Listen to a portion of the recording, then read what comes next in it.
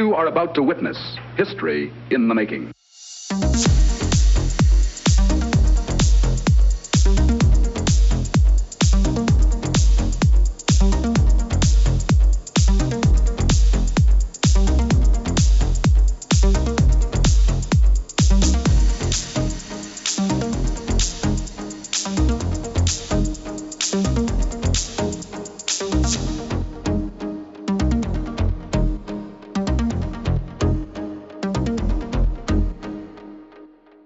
Good morning, good afternoon, good evening, and welcome. I think that's what it is. It's end of January, and I think I've got withdrawal symptoms because I haven't done a podcast for, it seems like 2 months now. But we're back, and Haydn, how are you doing, mate? I'm really good, thanks, Steve. It feels like ages since we've done this. It does, and I can't remember what you look like. It's even that long ago.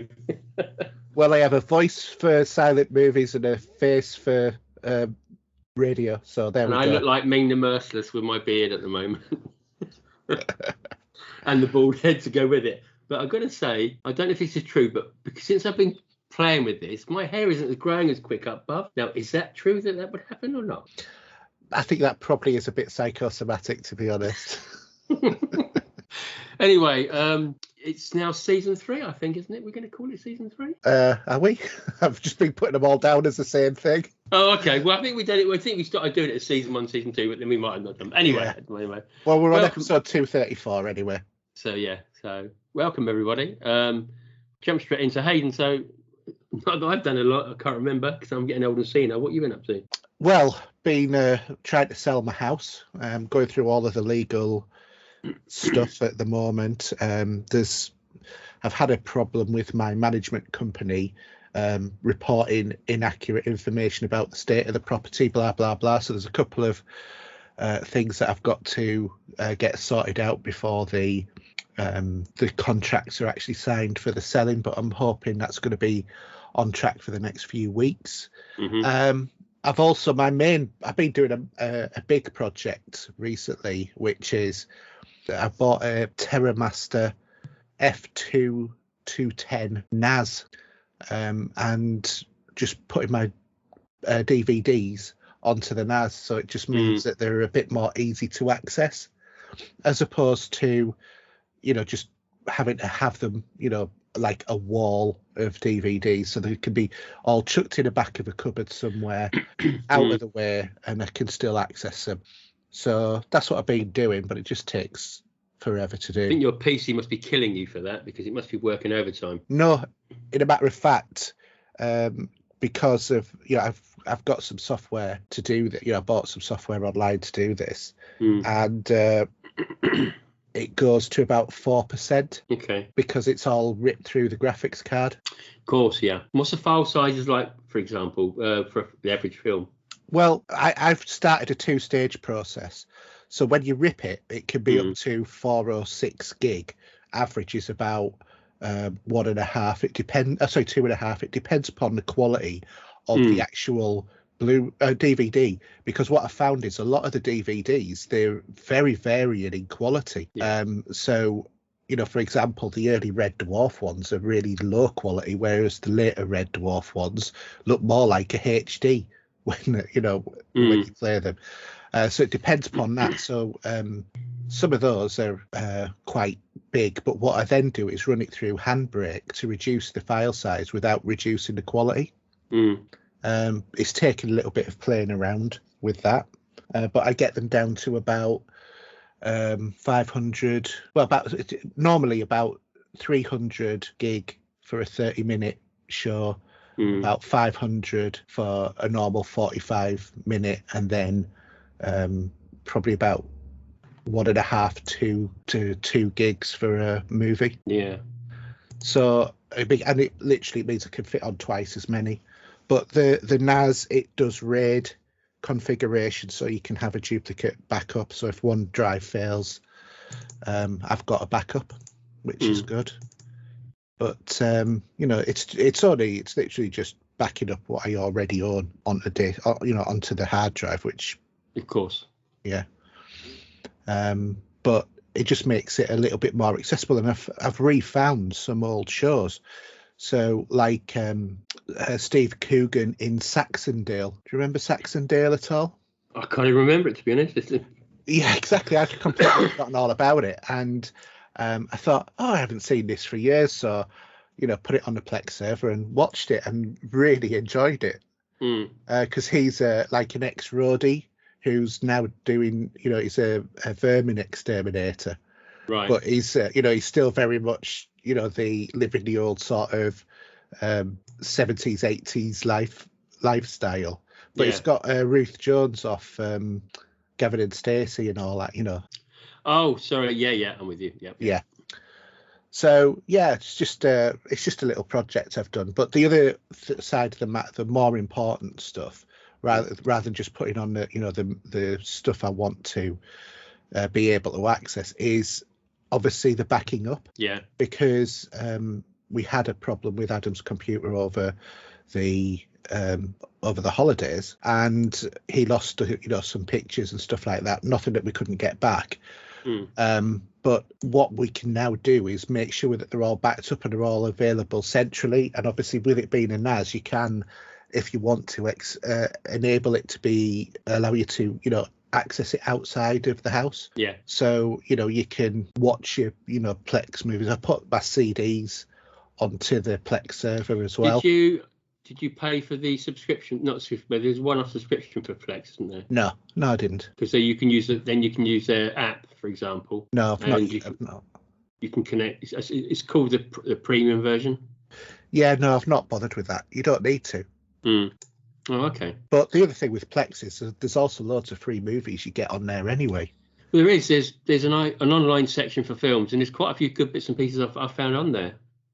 Every now and then they come on. Because they got podcasts, web shows as well. Yeah. I've got my Plex running, so if I go to Action, for example, they got some classical. They got Django is Zulu with Michael Caine, for example. Convoy's on there. Blue Steel with Jamie Lee Curtis. There's a few Jackie Chan movies in there as well. Yeah, and there's absolutely loads on there, and they keep changing it as well. They do.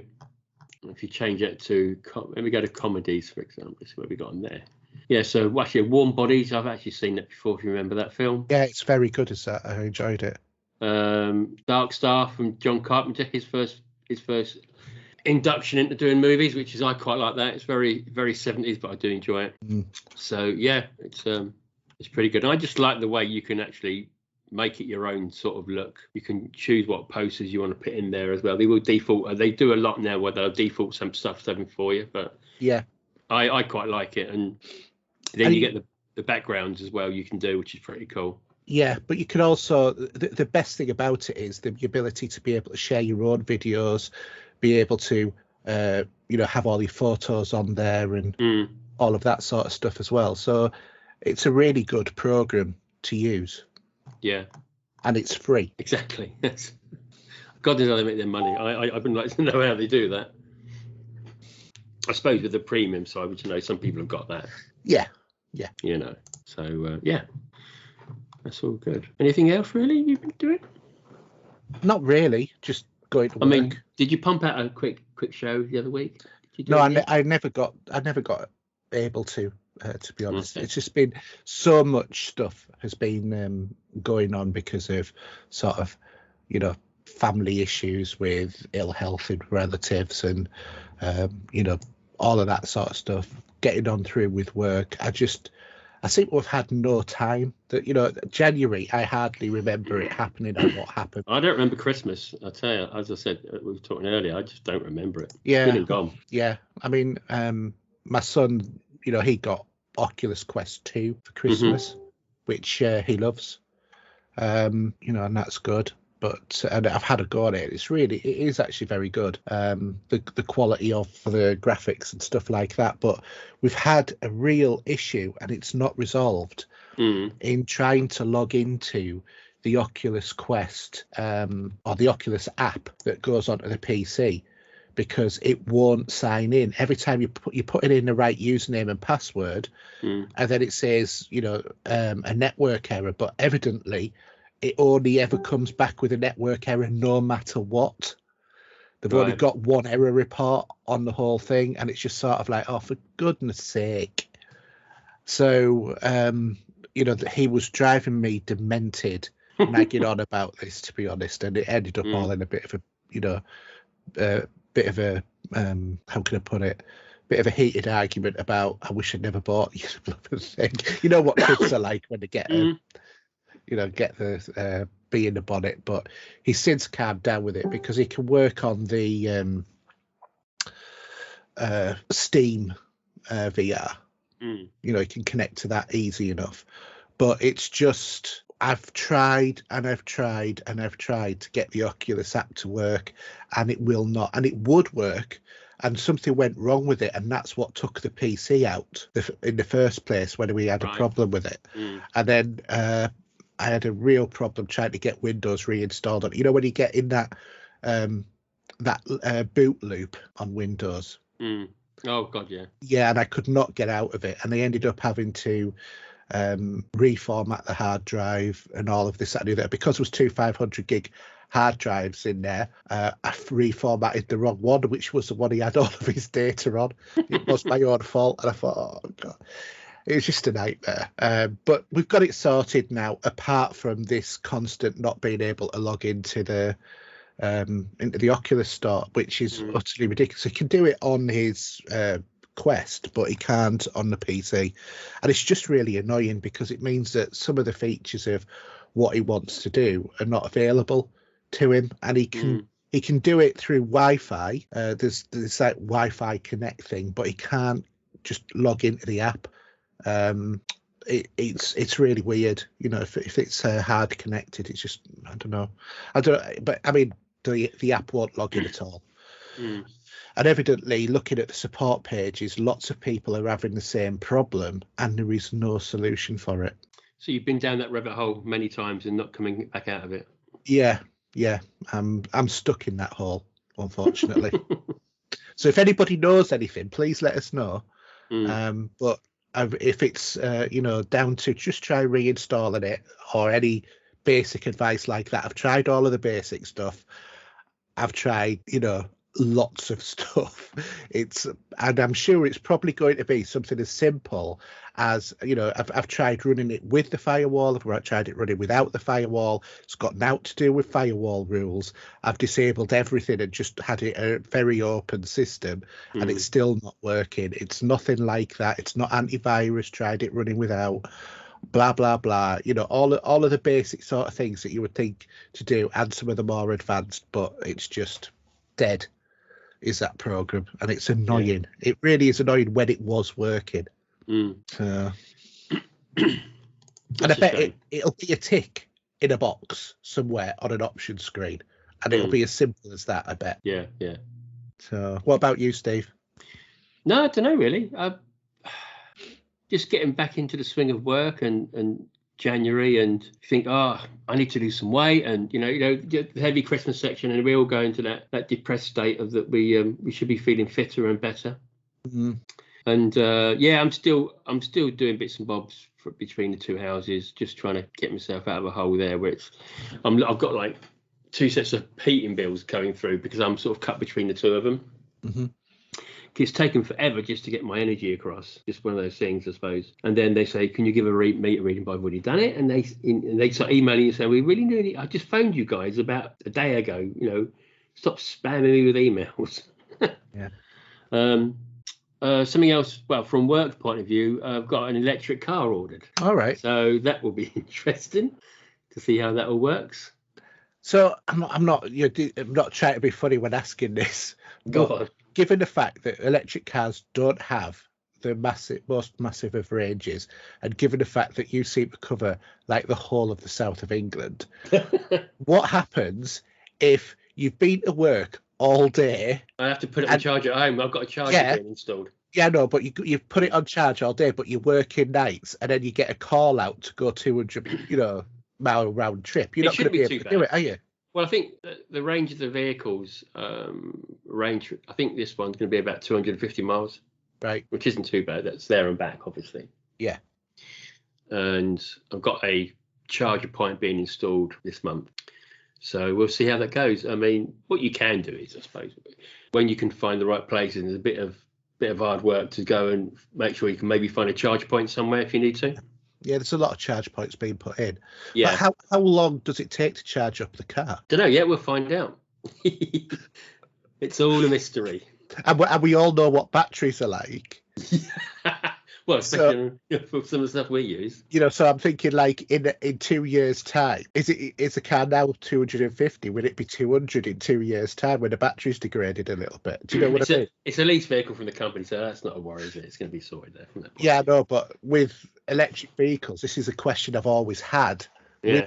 Because, to me, it would be very much not incentivized to buy a second-hand electric car because of the knowledge of the fact that batteries deteriorate. And given that battery life is 6 years, does that mean the car's kaput after 6 years? Who knows, mate? It's still a mystery at the moment. I know. I've got an app to put on my phone so I can see how long it's charging for, and we'll see.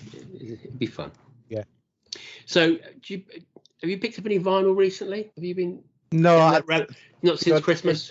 No, the only thing I got was the Cobra Kai season 1 Mondo soundtrack, which was 3 records in the album. Yeah, in a nice hardcover box. So you remember last year I'm subscribing to Waxwork subscription. Yeah, but they haven't done one this year. All right, because we're still having press implants with delays, and I wouldn't say it's in short supply, but there is if you look on YouTube, there is a resurgence in vinyl compilations of what I've bought and all this, and even a lot of youngsters are out there sort of putting these videos on there. So it is going mental at the moment. My son wants to start collecting vinyl, he's told me. See? And ironically, and he was not being sarcastic when he said this, he said one of the ones he wants to get is Rick Astley's Never Gonna Give You Up. I don't own that one. Sorry. Unfortunately, I own the album and the singles. You're going to rickroll him? I've done it a couple of times just to wind him up, and he loves it. It's a standing joke between us. But then he can get into the second-hand idea first of all, can't he? If we go into record stores. Well, yeah. I mean, my mum and dad had bought a record player with a CD. One of these like all-in-one sort of things. That's and it's got an amp in and speakers. And my first all-in-one had a cassette deck in it, and you recorded the cassette vinyl onto the cassette. Yeah, well, my mum and dad bought one of those, and actually, it's currently sat in my next door neighbour's garage because he's allowing us to store stuff from the house there while I sort it out. So I'm going to get that off him, and I'm going to give it to Adam so that he can then start, having some records of his own and play them and stuff like that, because he's like he's really into it. He's turning into a model of me. He's now. I could not do with two of you. One's bad enough. He's now got in my love of leather jackets as well. Although it's now. Have one with T-birds on it next. Well, actually, I think we want to try and get him into a white T-shirt and blue jeans. And look like the Fonz.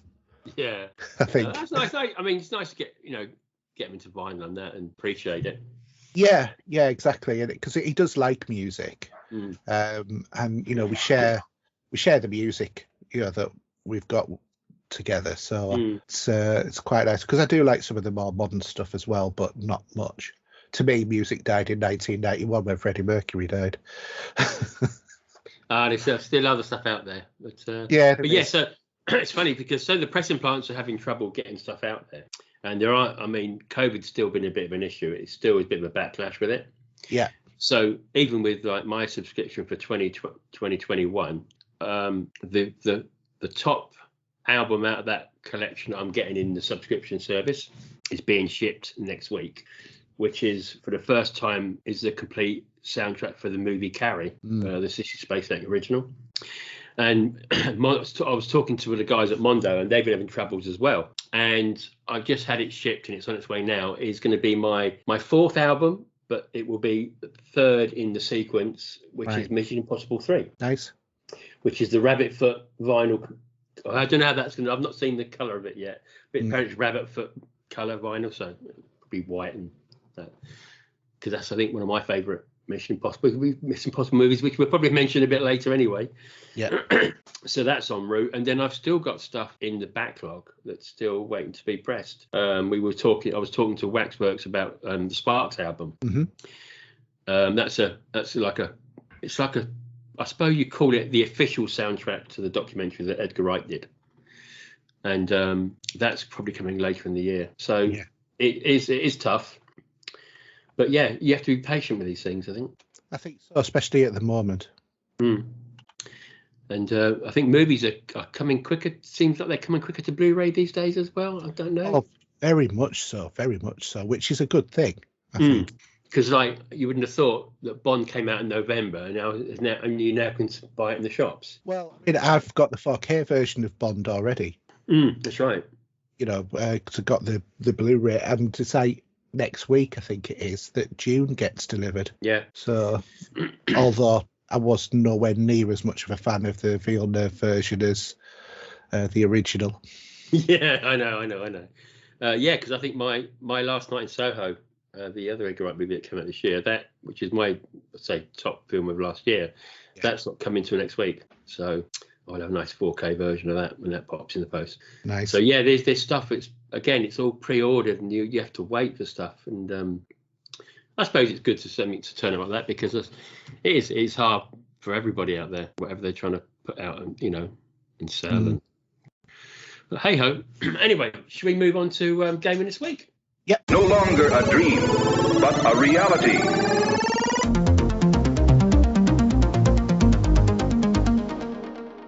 Okay, do you want to bring it? We're a bit late in the day for the news, but we're going to talk about it, I'm sure. Yeah, a bit late in the day, but it is probably the biggest bit of news. Well, that is Xbox buying Activision. On the planet, it's the biggest news on the planet, isn't it? I feel. I think it's the biggest purchase on the planet at 68.7 billion. You could have gone to Mars for that. Yeah, and back. Yeah. But yeah, so that's looking at bringing in Call of Duty, Warcraft, Overwatch, Diablo, Tony Hawk's Pro Skater, the whole ball of wax, basically. Call of Duty getting that's going to be interesting. There was conversations about would that mean that Call of Duty would go exclusive, but I think Sony are putting out definite vibes that they're expecting Microsoft to still honour the arrangements that have in place for PlayStation there. But obviously, I did see that. I won't be able to bring it up now; it'd be too long to find it. But Phil Spencer did say about keeping the latest one that's up there, which I can't remember what it's called now. But he's on about keeping the community playing it and everything else on PlayStation. Well, I mean, if he does say that they're not going to have PlayStation in the future, given the already installed base PlayStation users, it's going to be, well, they're going to lose a lot of revenue, because people are not necessarily going to hop over to PlayStation just because of Call of Duty. I've got a funny feeling that obviously there is something, obviously this, if I just go back to, this hasn't been signed yet. This is not going to happen until 2023. Yeah. So at the moment, Call of Duty is on all platforms. It's on the PlayStation. They probably still have a contract in place with Call of Duty, which would expire at some point. Possibly that is in 2023, which would mean the reason why they're waiting to sign the paperwork. And from there, you can imagine that. So the next Call of Duty that will come out at Christmas will be on all platforms. And then there's a possibility, I'm not saying that I'm going to be right or wrong on that, but then the next one at the end of 2023 for 2024 could be an exclusive from Xbox point of view. Could be. But it depends how they want to make their money. I mean, and who knows? Could you have the Xbox Game Pass on the PlayStation? Well, PlayStation have been talking about having their own version of Game Pass, haven't they? They have, yeah. But for the moment, Call of Duty isn't going to be a problem. But we're going to have to wait and see at least a year's time before we know what's going on with it. Yeah. But since all this has happened, do you want to talk about second story? Because yes, it was quite funny in one point of view, but I think a lot of Sony fans have probably put their hands in their heads, and they're going to go, "Oh my God, what's going on?" Yeah, because Sony's shares at the announcement fell by 13%, which is about 20 billion. which is a massive thing. The sharp drop in the market value represents obviously Sony's biggest loss since 2008, and removing 20 billion from the company's value in just one day. However, the stock value is expected to recover shortly, and Microsoft also took a slight hit yesterday with the news as well, quite ironically, or the other day rather.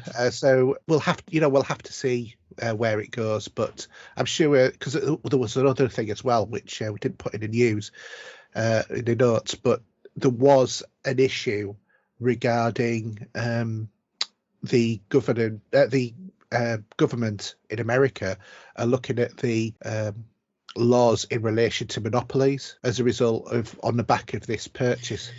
Right. Yeah, I know what you're saying, but that you get that a lot with companies buying other companies, don't you? So yeah, they don't like, and I think it's the same. Imagine for sport, for example, where Sky have got the monopoly on the Premier League, but some of it goes out to Amazon, some of it goes to BT Sport. But is what governing body would allow Microsoft not to go in there and buy EA next, for example? Sorry, what was that? What would stop Microsoft buying EA, for example, just to pluck one out of the air? That. Yeah, I mean, they're not going to miss that much though from EA, are they? And no, but the biggest football game on the planet is FIFA, and there's no doubt in that, and it has fan base on all platforms. Do you know what I mean? I know what you mean. I can't. It doesn't feel like it's on brand for Sony. It feels like that could be another Microsoft purchase. Oh, that's why I said it. Yeah, I feel that'd be one that they'd like, because they have them on Game Pass anyway. Yeah. So it wouldn't be surprised that we could buy EA and take all that. The interesting thing is, will it be Ubisoft, because they're coming to Game Pass? Yeah, I mean, then I always wonder would Sony purchase any more? Like Square Enix, for example, maybe, or possibly someone at the door. Oh no, that's the phone. So it's going to be interesting over the next year how all this pans out. Yeah, I mean, we'll see. Hopefully, it just means that we'll get more games on Game Pass. We'll be able to play what would be great to do though would be to actually play some of the Call of Duty storylines, because they'll be on. Yeah. Hopefully, they'll be on Game Pass. The bulk of them. I would hope so. We can go back and go through some of those that we haven't. I haven't really played one since Ghosts, I think. I've played a couple of the more recent ones. I know that it wasn't a popular actual version of the game, but I quite like the one that they did in space after Ghost. What was it? Infinite War or something like that? Yeah, you know what? I can never remember myself, but they all blend into each other really. But yeah, you're going to get to see the whole franchise of Call of Duty sitting on Game Pass and really replaying some of those. Yeah. And when Diablo 4 comes out, if I'm still alive, that could be exclusive as well. Well, I hope it was better than Diablo 3, because I bought that and I was really disappointed with it. I just couldn't get into it. Oh, you mean the one I played? 2. Sorry, not 3. But 2 was re-released and remastered, wasn't it? Yeah, that's the one that I was on about. Okay. I bought the remastered version, and I didn't enjoy it as much as 3. No, 3 is blinding. It's brilliant. I need to go. I have 2's supposed to be good. 2's supposed to be good, but I just didn't enjoy it. So, anyway, other news: Lego Star Wars has finally got an announcement date of the 5th of April. So I'm looking forward to that. Is that confirmed now, is it? Because I keep hearing it getting dropped. But... No, evidently that's the latest date. Oh, okay. And Steam Decks are now on schedule and to be shipped according to Valve. Did you order one? No, not yet. That hype train's coming in. Woo-woo! Oh, I'm seriously considering one. Probably the one with the larger hard drive or SSD. Yeah. But yeah, they look very nice. Very nice. Good. So, I can't think, just off the back of my head, I'm trying to think of any other stories really. I mean, that the Microsoft story is probably still hitting the headlines more than anything else at the minute.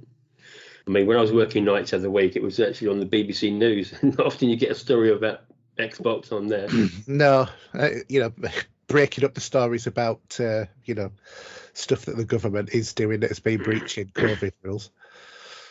I've given up on all that. Don't listen to it. It's time for this administration to go. But okay, so if we go to new releases, there's not a great deal, is there? No, not really. But you could add Lego Star Wars to it. Well, yeah, but that's April, though, don't forget. So, True. yeah, so coming up in the next week, we've got Life is Strange Remastered Collection on the 1st, The Waylanders on February the 2nd, and Dying Light 2 Stay Human on the 4th of February. So we're finally going to see it. And on the 22nd of February, we've got the next Destiny year-long pass. Yeah, that's for a later show, Steve. That's calm down. It's in February. February 22nd. Calm down. This is the first week of February. This is for the next I know. week. I'd like to play Dying Light 2, but I will wait because I think we're getting in the way of Destiny in about 28 days time. But Dying Light 2, Dying Light 1, I really enjoy. So at some point it would be nice to pick it up, but we'll get it when it's cheaper. Yeah, exactly. Okay, subscription games. I've not noticed a lot on Xbox recently of what's been on there, but so Games for Gold. Now I don't know if I know a lot of these at the moment. Broken Sword I do. So we've got Aerial Knight Never Yield on February the 16th to March the 15th. Bands of Bugs, Feb 16th to 28th. Broken Sword 5, The Serpent Curse, 1st to the 28th of Feb. And Hydrophobia, February the 1st to the 15th. Incoming on Game Pass, we've got Dreamscaper on February the 3rd. Besiege, Feb 10th. Edge of Eternity, Feb 10th. We got Total War Warhammer 3 on the 17th. And Shredders, which is still to be announced. Should we do PlayStation? Yep. So PlayStation Plus, from what we can gather, the confirmed games are Planet Coaster Console Edition, EA Sports UFC 4, and Tiny Tina's Assault on the Dragon Keep, a Wonderland's one-shot adventure. On PlayStation Now, recently added has been Mortal Kombat 11, Final Fantasy 12, The Zodiac Age. To me, the Final Fantasy game that kind of like eluded me totally. I've never played that one. No, I haven't, I think. Yeah, I think it's about with the only one out since 7 that I've not played. Fury Unleashed, Unturned, Super Time Force Ultra, and Kerbal Space Program Enhanced Edition. And leaving PlayStation Now on the 31st of January is GTA 3 Definitive Edition, Undertale, Totally Reliable Delivery Service, Hotline Miami 2 Wrong Number, and Ghost Runner, followed by Tekken 7 and Mafia Definitive Edition, leaving at the end of February. And what we've got for Twitch? Twitch, we've got Ashwalkers, A Survival's Journey, As Far as the Eye, Double Kick Heroes, Golazzo Soccer League, and Lost Ark. And then on Epic, there is Demon X Machina, which is available until the 3rd of February. So plenty to play. Yes, plenty free to play, or as part of subscription services as well. Okay, so anything out of that takes your fancy, to be honest? Is there much in there? No, for me, the game that I am waiting for is next. Is it next week after next, I think? Or the week after that is Horizon Forbidden West. Oh, yes. Yes, okay. What are you playing it on? PS5. Oh, okay. And then PC after that. I don't think it's out on PC when it comes out, but I have been looking at God of War on the PC and I've kind of thought I'm going to wait until that is sort of like 15 quid. Yeah. And then I'll jump on that, because at the moment I think it's 28.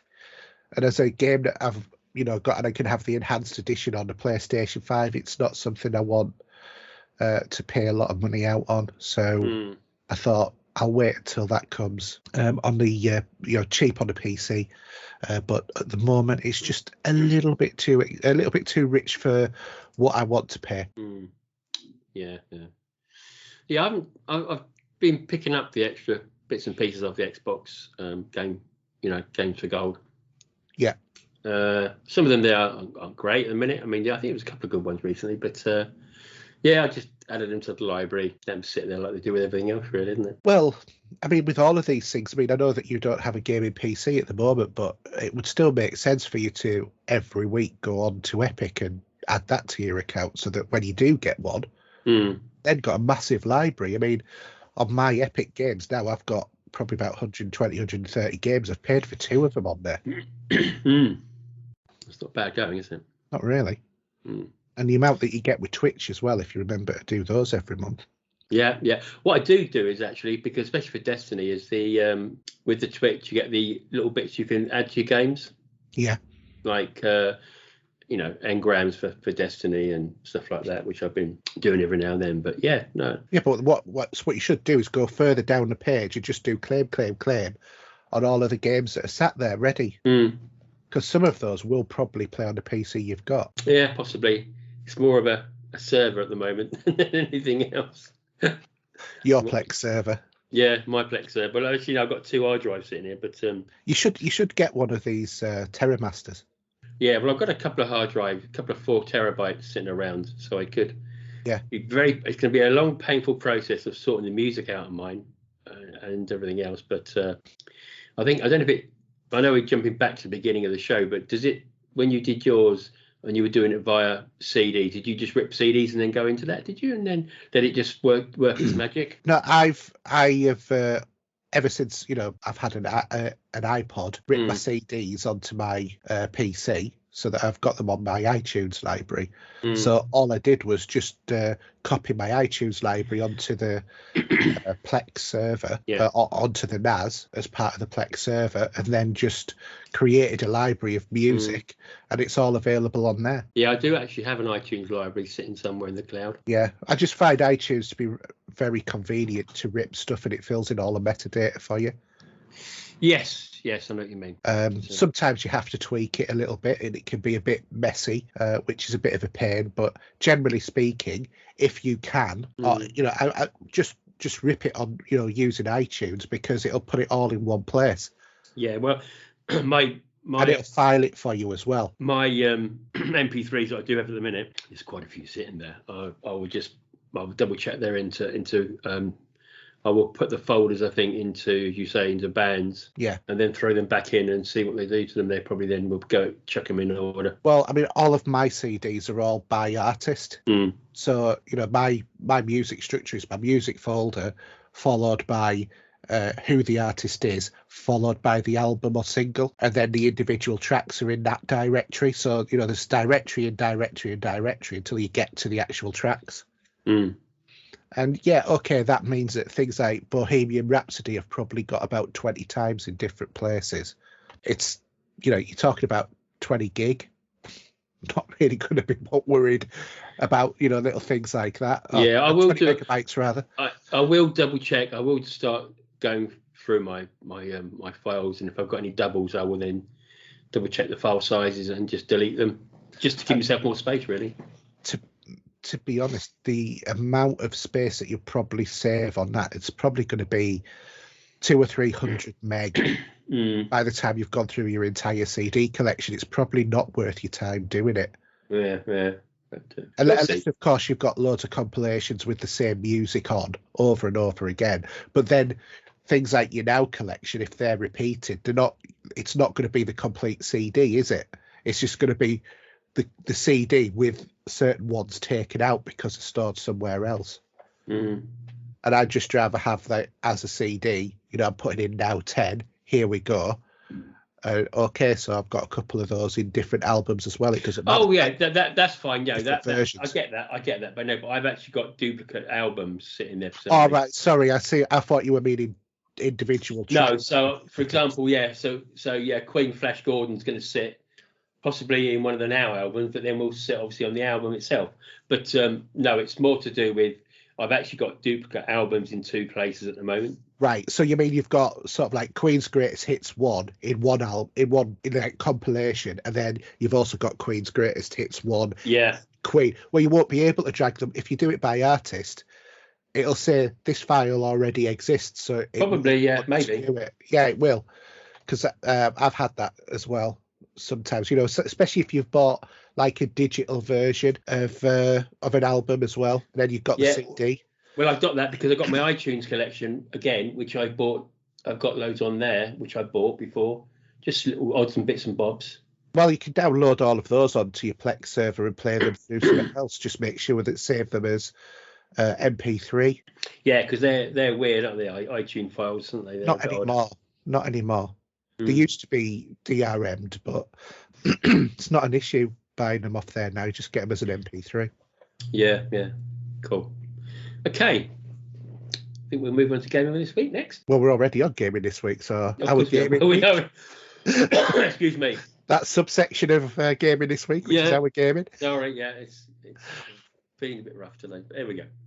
So, what you've been playing, or what haven't you been playing, or what you're not playing? Because at the moment it's a bit of a quiet time. Yeah, I've just been going through backlog stuff. So, I restarted, or rather, I completed totally Assassin's Creed Odyssey, 100% all achievements, including on the PlayStation 5, 4, yeah, well, 5, actually, yeah. Okay. So I've completely platinumed and all of the additional things on that. It took 136 hours, or 236 hours, which was quite a bit of a gameplay. Thank you for clapping smileys you just put on the screen there. Achievement unlocked for that one. Other than that, I've played a few sort of like little indie games which have completed and stuff like that, but nothing that's really worth mentioning. And then I started on Assassin's Creed Valhalla on the PlayStation 5. Now, after years and years and years of having a slight bias towards the green colour, I hate to say it, I'm moving over blue. What, for playing some of the games? Yeah. It doesn't matter. It's the same game, isn't it, at the end of the day? Yeah, it's the same game, but it's down to the controller and the DualSense. Well, the haptic feedback and all that sort of stuff in it, isn't it? Yeah, the DualSense I just find to be a lot more comfortable. I've not liked the design of the PlayStation controller for years. Since basically, it looks like a boomerang to a certain degree, but I mean, obviously, I've not put my hands on a PlayStation 5 controller yet. But it feels, it's a nice controller, and that's actually the biggest pull for me now, is the feel of that controller. So I'm finding I'm playing more PlayStation games than I'm playing Xbox games. If I'm going online. Now he's putting unhappy smileys on the screen. But it's just, I just prefer the control mechanism. I mean, some games I still prefer, keyboard and mouse as well. Yeah. But I still love Xbox. I'm not bothered what I play games on. I just like playing games. Some games have better control schemes. Sometimes the Xbox controller feels right playing stuff more than other games as well. But just that the DualSense, it's just really nice. It feels really solid when you're playing as a controller as well. The haptic feedback can be a bit weird sometimes, but you just got to get used to it, I presume. Yeah, and I know that some people have said, "Oh, it's done the hands in." I've never had that feeling myself, but I've really enjoyed using that DualSense. It's it's nicely spaced. It works for my fingers, for want of a better term. So I've started Assassin's Creed Valhalla, and I'm still struggling with that game, though. It's just too much. I think, if you know what I mean, it's just... I've never been down that rabbit hole yet, and I probably won't for a long time until I get that cheap, because I don't think I need another Assassin's Creed game in my life at the moment. But it's got, I don't know what it is. Is it just slightly different to others? It's a bit, it's... Yeah. I don't know what... I think maybe... the reason why I liked Odyssey and Origins was because they were quite bright and vibrant and stuff like that. Whereas Valhalla just kind of like feels like a bit of a dark and dirty world. And I know that's kind of like the point, but it's just not as appealing to play. One of those games you have to put in a brown paper bag when you pass it to someone. I don't know. I struggle with the game. I struggle. It's a dirty game. It's a dirty game. It's a dirty game. But I've actually gone back to doing the Ezio collection on PlayStation as well, and that's quite nice, playing those games again. Yeah, interesting. Yeah, so that's really been, but I've not been playing much. I just don't seem to have had the time for weeks, which is really unusual for me. Yeah, but I don't know if it's just me. I've noticed that the game score for this month is quite huge, so you must have been playing some games, surely. Yeah, but they're sort of like indie games. I'm with you. Yeah. really caught my caught my fancy that much. They just trying to remember what ones that I played this month. Let's have a look. Yeah, because I've got 8,000 gamer score this month. He says after saying I haven't played much. Exactly. That's why I noticed it, because I've done a couple of achievements, so I dipped into a couple of games, and I don't. You come up and think, yeah, okay, whatever. You've done like 8,000 gamer scores. Yeah, I mean, for me to get an actual game that pop up to an achievement is an achievement in itself for me. But yeah, that is very true. That is very true. But I mean, I've gone back to Odyssey actually on spots as well. Because there was a lot on there that I didn't place. One of the games I did play was Space Warlord Organ Trading Simulator. Okay. And that's on Game Pass. Okay, yeah, right. That was quite enjoyable. You basically have to buy and sell different alien organs and basically earn money as you play. That sounds a bit wrong as well, doesn't it? It's a trading game, basically. But they've done that. I mean, one or two of the other ones are just very simple platformers that have done nothing exciting at all. A couple of shooters. Yeah. Yeah, I would say Space Warlord Organ Trading Simulator was probably the best one out of that, and that is on Game Pass. It's very basic graphics. It's sort of like almost Spectrum look in terms of the graphics. Yeah. But it's okay as a game. Generally, cool. That's it. That's my review. It's a trading game. What can I say? You sell high, you buy low. That's it. Is it freshly squeezed oranges by any chance? No, it's things like kidneys and livers and hearts and spleens and stuff like that that you have to do, and you get specific sort of quests from some aliens to find me an extra large heart in good excellent condition, or a brain with so much IQ and stuff like that. You've got to then source them, and of course every time you get a mission on trying to find something, because these are constantly going on, anything that's wanted is obviously not something that you're going to be easily able to get hold of. So you can hold so much stock and stuff like that, and that will allow you to be able to satisfy some of those missions, but other missions will be more complicated, where it'll be find me a heart, a liver and a spleen, and to then go and get those. So that's just crazy, isn't it? Absolutely crazy game. It is, but it's a good laugh. There's a little bit of humor in it and that stuff, and you get the odd random messages and things like that coming up at you about things that are happening in the universe. And then there's been a war, so the market is about to be, the market trembles as 10,000 spleens get released onto the market. Okay. So there's some weird people out there doing some weird games. That's all I can say. Yeah. Oh, there it is. Sorry. What you've been doing? I've been just trying to find Xur on Destiny because I need to pick up a weapon. Oh, God. He's got a good roll. No. There was me thinking he was looking at what games had been played. Okay. No, that's all right. He's still here. That's the main thing. So anything else other than that? Trojan was an interesting sort of concept of a game. It's like a hand-drawn version of Doom. Right. But sort of like sketchy kind of thing, but there's quests and stuff like that in. It's not fantastic, but I think it was quite cheap, which is why I picked it up. Yeah, just to try it out. So, cool. What about yourself? Not a great deal. I did jump into a couple of games. So, just quickly about Destiny 2, as I said, Witch Queen's out on February the 22nd. We will be losing an area. I can just get into it. So, we're going to be losing the Tangled Shore. Okay. So, one of the things that you'll have in your inventory, a lot of, will be Etheric Spiral. Mm-hmm.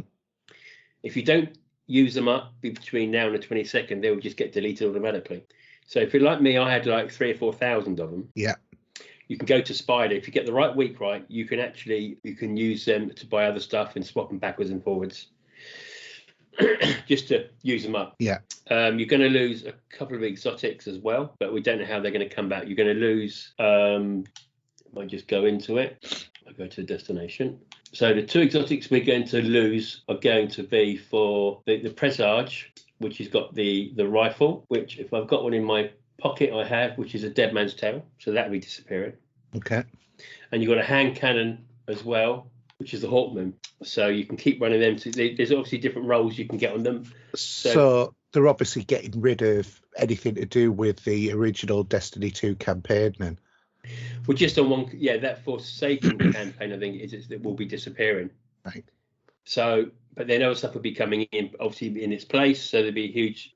I mean, to be honest, I've got a funny feeling that we may well have those exotics might be able to be picked up in the bank, possibly. I don't know. Or they might do them as drops or something, or they might move the actual place for you to pick them up to move them somewhere else to do the quests and stuff. You know. Well, we know that they're constantly bringing back. I'm just waiting for them to bring back the icebreaker. Yeah, no, you never know. You never know what's going to be going on with that. So I'm going to. There's a video of one of the guys I look at, and he's done an in-depth video of what's going, and what's coming, what you can do with some of the stuff you want to use it up before the 22nd. So I'll put that on Facebook at some point. Yeah. Microsoft Flight Sim. There was a huge load of world updates free for the game, so I did a lot of that. Just downloaded them to the box because I do pick it up occasionally. We'll have a fly, as we say. Mm-hmm. Aliens Firefight Elite. Did you ever have a go at that? No, I didn't. So that's now on Game Pass. Right. And I tried Is that the 5v1 game, or is that different? No, this is with you do play with random, so this is an Aliens game. Okay. Where you go on missions. Right. And you jump into a team of 3. Okay. And then you go into missions, shooting aliens, and as you do. It's not bad, actually. I downloaded it and played it in the cloud. It got a little bit stuttery, to be honest. So I thought, well, let me just download the whole game anyway. Mm.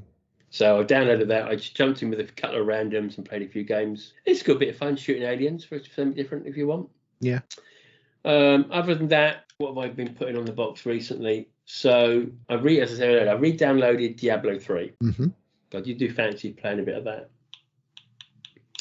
Now, a couple of games that you might have been playing I've never touched. So I've downloaded Hades. I played that. And I feel like I want to give that a crack. Yeah, you might like that. It wasn't for me. No. But something I have downloaded and I've just briefly played the sort of first introduction mission was the Nier Automata game. Yes, I played that as well. That's not bad. Very Japanese again. Yeah. And probably something I wouldn't mind playing every now and then. Yeah, I could see you going more for it than myself. Yeah. So this is the Become a Gods edition. Okay. So it's a full whack on that. So I did start the introduction mission with that. There was a bit of shoot with some typically something at Space Invaders where you just got you've got a ship you're flying backwards and forwards and getting to know the mechanics of the game, and then you go in as a sync that crashes and you end up as a character. Yeah. Slashing all sorts of bits and bobs as well. So I might have a little play at that at some point, just for something differently. Other than that, that's probably about it. I've dipped in and out of Forza, been given a few bits and bobs with that because I got the Ultimate Edition now with the add-on. Mm-hmm. Even though I don't actually own the game because it's on Game Pass. So, but I think that's going to be there for quite a while anyway for me. And I do enjoy that. I will go online. I will do some of the online stuff to pick up some extra bits and pieces. Yeah. Just be nice to see someone who might want to do some of the convoy stuff out there, because there is some stuff you can do with challenges together and stuff like that. Mm. But I don't think you don't dig Forza really too much, do you? Forza's a bit of a pick up, have a bit of a game, and then drop it again. I mean, I might play it for an hour and put it down. Yeah. But I always go in there just to see what I've got, because I get wheel spins every now and then and get extra free cars thrown at me all randomly as well from the team there. So I do. I think it's a great looking game. I have dropped down in credits a bit now. I'm only on 3 million. I was on about 8 million at one point, but I had a bit of a spending spree with some of the cars. So I always like to get the Ferrari collection going. Yeah. So I've been buying a few of those. So some of them are like 15 million. So, but you can sometimes what you'll get is you'll get the festival playlist, and when you go into the Horizon Forzathon shop, you will get some of them drop in there occasionally. And my points in that, I think I've got 1,238 Forza points at the moment. So you never know, I can go in there and pick up a car for 600 points. Yeah. So that's about it really for me. I'm just going to be biding time for 22nd of Feb. Well, you could always bide your time by playing Hitman Trilogy on Game Pass. Yeah, I mean, what was the one I downloaded last time? It's 2, off again. wasn't it? I can't remember now. It's one where you do the training missions on the boat at the beginning. That's all 3 of them. It's the same beginning every game. Oh, is it? Yeah, because it's all part of one story. Is these the Hitman ones? Is that newly been put on as all 3 then? Is it? I can't remember. Yeah, it's all 3. So it's a version 3 of the engine and every episode of Hitman. Okay, I've only got all storage. I've got 99 gig free at the minute. Is that enough? Possibly. It's worth having a go. I'll have a look, mate. Hell of a game. Hell of a game. Yeah, I need to go back to Halo at some point. I haven't been back in that for a while, and ironically, Skyrim got an update the other day. Why, I haven't got a clue, but there you go. That had an update. But you think you wouldn't get any more, but I'm sure there's tweaks to that. I'm sure it's probably something like the Millennium Bug virus for Halo, because the date's gone so far forward that it'll reset the world or something. I have been playing Alan Wake as well. That's something else I've been dipping into. Yeah, I've still got that to play. I haven't picked it up. And I think I'm on because it's in the episodes are. I think I'm on episode 2 or 3 at the minute. So did you play it originally? Yes, completed it originally. Yeah. So I'm up to the point where your manager, the big guy in the big coat, him, where you're at the lodge, and it all kicks off there, and that's what I've been up to at that certain point at the moment. Then I did over Christmas. I did dip into 12 minutes, but that was only 12 minutes only. So I went out on that. I wasn't overly impressed. I found that 12 minutes, there must have been something, a bugged version early on, because there was things that were happening in that game that I'd not unlocked, because the way the game keeps resetting itself, and then you would go through the next 12 minutes. But it was giving me dialogue options for stuff that I hadn't unlocked in the story, because I scrapped the save and restarted it, and it was different the next time that I played it. Really? Well, I got stuck. Well, I say got stuck. The last time I played it, I got to the point where the couple was coming and arresting, which is very early in the game. Well, that's the first 12 minutes. Yeah, that's it. And that's where I got to. It's the only bit I played. Apart from, is he a copper? And actually, and the only thing I was doing was, if I remember rightly, so I knew there's a watch involved in this, which I haven't found. Yeah. I was obviously having the radio on, looking out the window, stuff like that. Yeah, the watch is in the bedroom. You've got to open up the drawer. I did actually, but I haven't found it in there yet. Yeah, I'm sure it's in there. Maybe it's a bit fiddly to find it. Yeah, I think you've got to search a couple of times. There's it's hidden somewhere, but what you've got to do is hide in the cupboard. You know, there's a closet. Yeah. I've been in there. Yeah. You got to hide when the policeman comes. Let her take the rat. No, what you got to do is, you know, when you go into the bedroom and you switch the light on, it says, "Oh, there was a spark there." That's right. Yeah. Yeah. Well, what you've got to do is shut the light off and then go and hide in the cupboard. You got to send. Well, sorry. What you got to do is you got to send her in to go get something from the bedroom, and she'll go in. She'll get a bit of a shock, and then when she comes out, she'll switch it off. But when she goes out, you've got to go into the cupboard and hide in there, and then wait for the 12 minutes until the cop comes. And then you listen to a whole conversation piece, and that then gives you the ability to find the watch, because it's actually, I've remembered where it is now. It's in the bathroom, there's a vent, and you've got to go and undo the vent. And the watch is in there. You need a screwdriver to do that or not? I think you need something, yeah. So there's lots of things. And you've got to do things like the cups that are there. You've got to give her a drink, and you have I can't remember. It's been ages since I've played, but it's very I might download it back and have another look. But yeah. There was lots of things. My patience over Christmas were very thin, so... Yeah. Yeah, it's quite involved. It's quite involved. Yeah, I think I don't think anything else we really want to ever look at. I mean, Life is Strange it's getting restored, isn't it? Remastered, but I don't think it needs a remaster, to be honest. Well, it's released this week. Yeah. Do you get a freebie out of that or not? Do we know? Don't know. I own all the games. Yeah, I don't know. I've not heard anything, so I presume not. No. Yeah. So other than that, really, that's about it for me. No. Top of my head, anything else? I will have a look at Hades though. I will give that a whirl. Yeah, I think you'll enjoy it. It's a roguelike sort of game. Yeah, And I really want to go back into, and I'm going to have to dig out my web files, and because I can't remember where I was last looking at it, but I do want to go back into Diablo 3. Yeah. I've not played it on this console yet. I don't think there's any difference for the it's Series X stuff, isn't it? I think it is, isn't it? It's just got a Series X label on it. Let's have a look. I don't think it has it? 1 sec. No, it hasn't, unfortunately. Which is a real shame, to be honest. I think it's not going to make that much difference to those graphics anyway. No, they weren't bad anyway, to be honest. But I'm just going to sign into it now, actually, and just let it play. But yeah, that's a great game. I do really enjoy that. I've done a lot with that over the years. Oh, so the save data of a previous version of Diablo 3, if you continue, it will no longer work in this update. It'll be removed. Yeah, there you go. So there's okay. Well, I've got no choice then, have I? No. But I do like this. Just going on, I do like the seasonal stuff. Yeah, the seasons are always good. They're good fun. And who's on there at the minute? Oh, okay, interesting. I remember when I got into the sheep world. That was very strange. Yeah, I'm level 5 at the moment in that. That's not very high. No, for my character. Yeah, that's not very high, is it? Well, then in brackets it's got 199. Oh, okay. So, oh god, I need to really actually go. I might actually go just tonight, a bit later, because there's a couple of shows. There is a show I want to actually talk about later, but I'm trying to find something for me and the missus to watch. But we'll talk about TV in a minute. Okay. Anyway, should we dip then into movies, TVs, and streaming? Yep. In quest of a better life,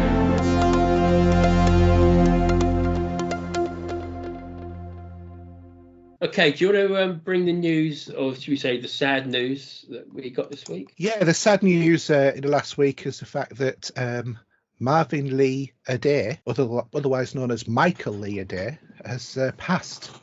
Now, a lot of people will be going, who on earth is that? But he's had a stellar career for 6 decades after shooting to fame with his powerful, wide-ranging voice. And he has starred on the Rocky Horror Picture Show, for one. And he will be going to heaven like a bat out of hell, because it's the one and only Meatloaf. Yeah, I mean, he was 74, so... And he died of COVID.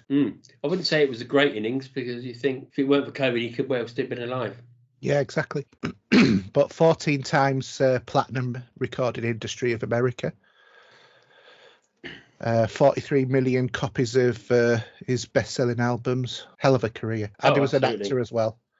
Well, he's done quite a few... He did quite a few cameos in a few movies, isn't he? As well as being in... Yeah, he was in Fight Club, wasn't he? Yeah.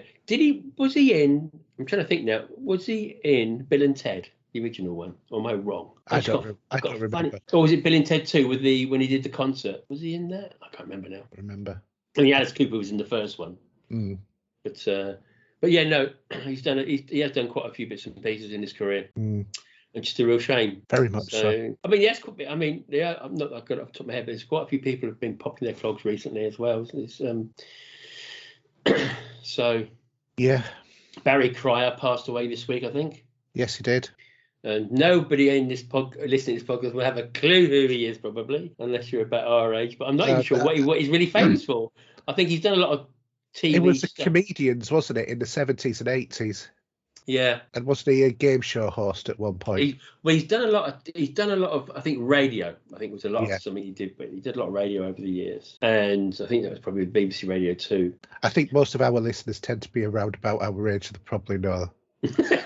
well, they might prove me wrong, somebody. But who's Barry Cryer? But yeah, and the next saddest news, even more, is just as sad, is that Mission Impossible has been delayed. Do you want to talk about that? Yeah, so according to reports, Mission Impossible 7 has been postponed from its 30th of September 2022 to the 14th of July 2023. And Mission Impossible 8 that is now due to premiere on the 28th of June 2024 instead of the 7th of July 2023. At least we've still got Top Gun coming out.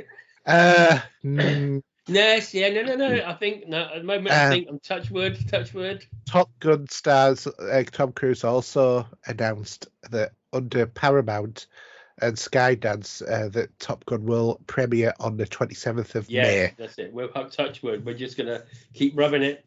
Yeah, but he didn't say what year. No, it's supposed to be this year. We know Supposed to be. Well, it's supposed to be last year, wasn't it? But that was back. So. But yeah, really disappointed because I love the franchise. I think they're brilliant, great movies, and you know what the other rumor is about Tom Cruise. Tom Cruise as well, don't you? Yeah, about the Marvel. Yeah, that he might appear as Iron Man in one of the future Marvel movies as Iron Man from another, from part of the multiverse. Brother from another mother from another planet. Yeah.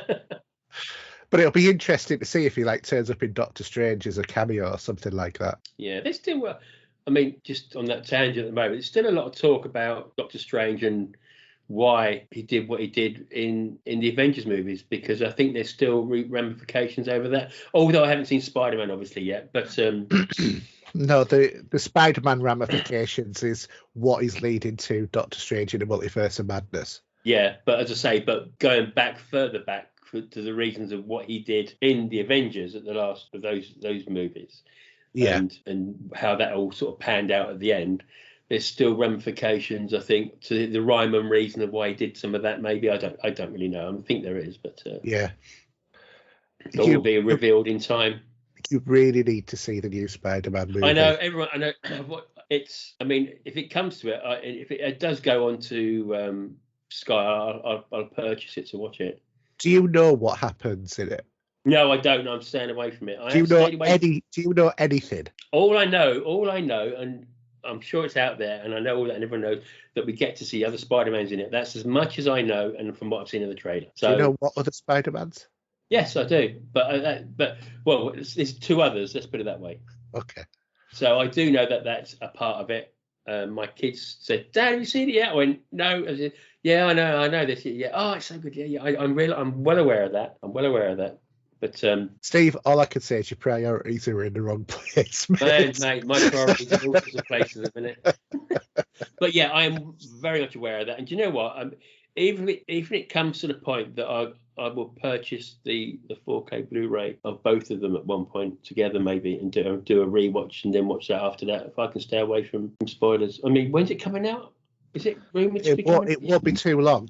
But were you talking about this sort of 4K Blu-ray? Yes, I know you've got them. Yeah, no. So the one the last Spider-Man movie. I've heard when they went to Venice and all that. So that one, I'd watch that again. I'd like to see that one again. Yeah, I've heard that the No Way Home will be going to Netflix. I'd heard because it's still part of the deal that Sony's got. Netflix rather than appearing on Disney Plus first. Whether or not that transpires or not, I don't know, because it is the Marvel MCU version, not the Sony universe.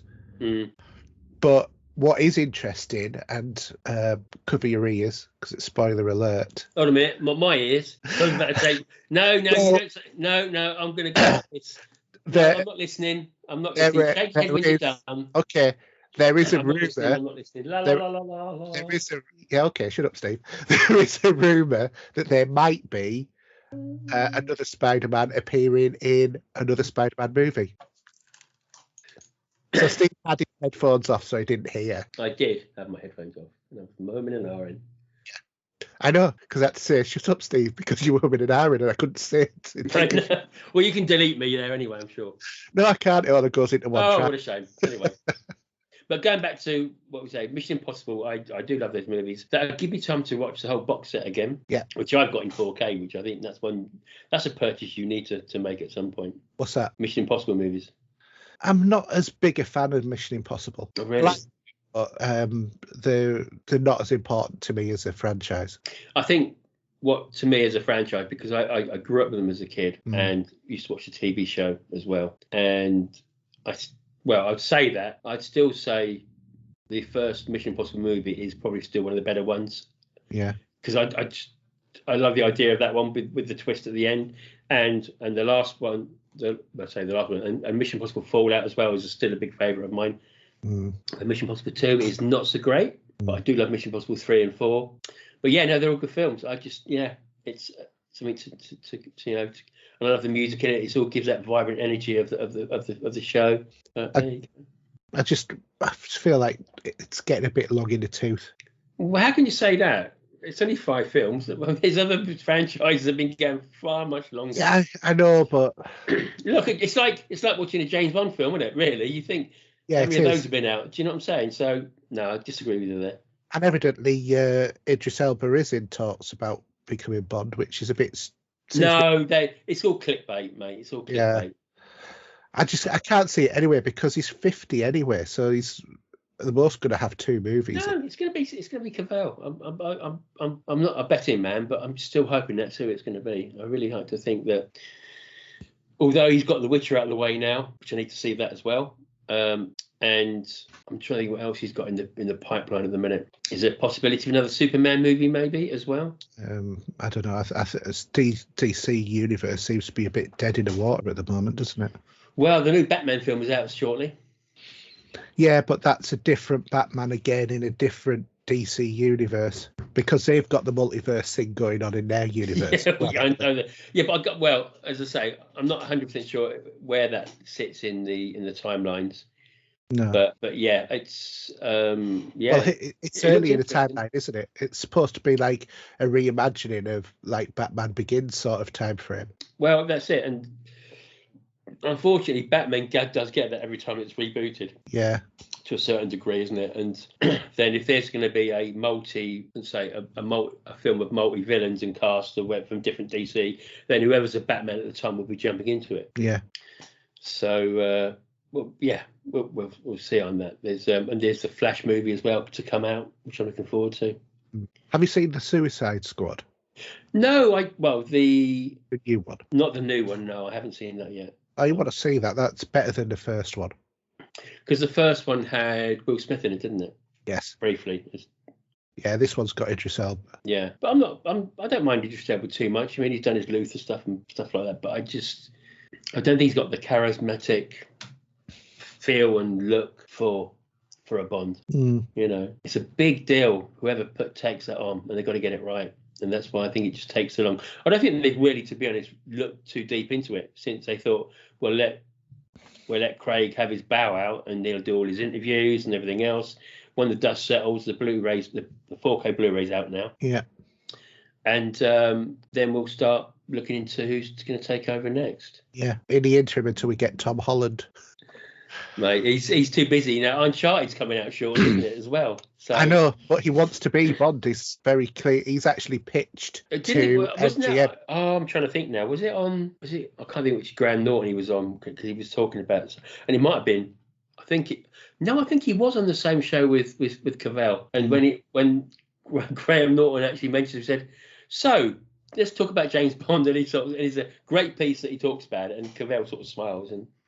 He does mention the Casino Royale. He was actually second up against Craig at the time and lost out. He'd have been too young then, though. Yeah. But Tom Holland was there waving his hands and, no, do it.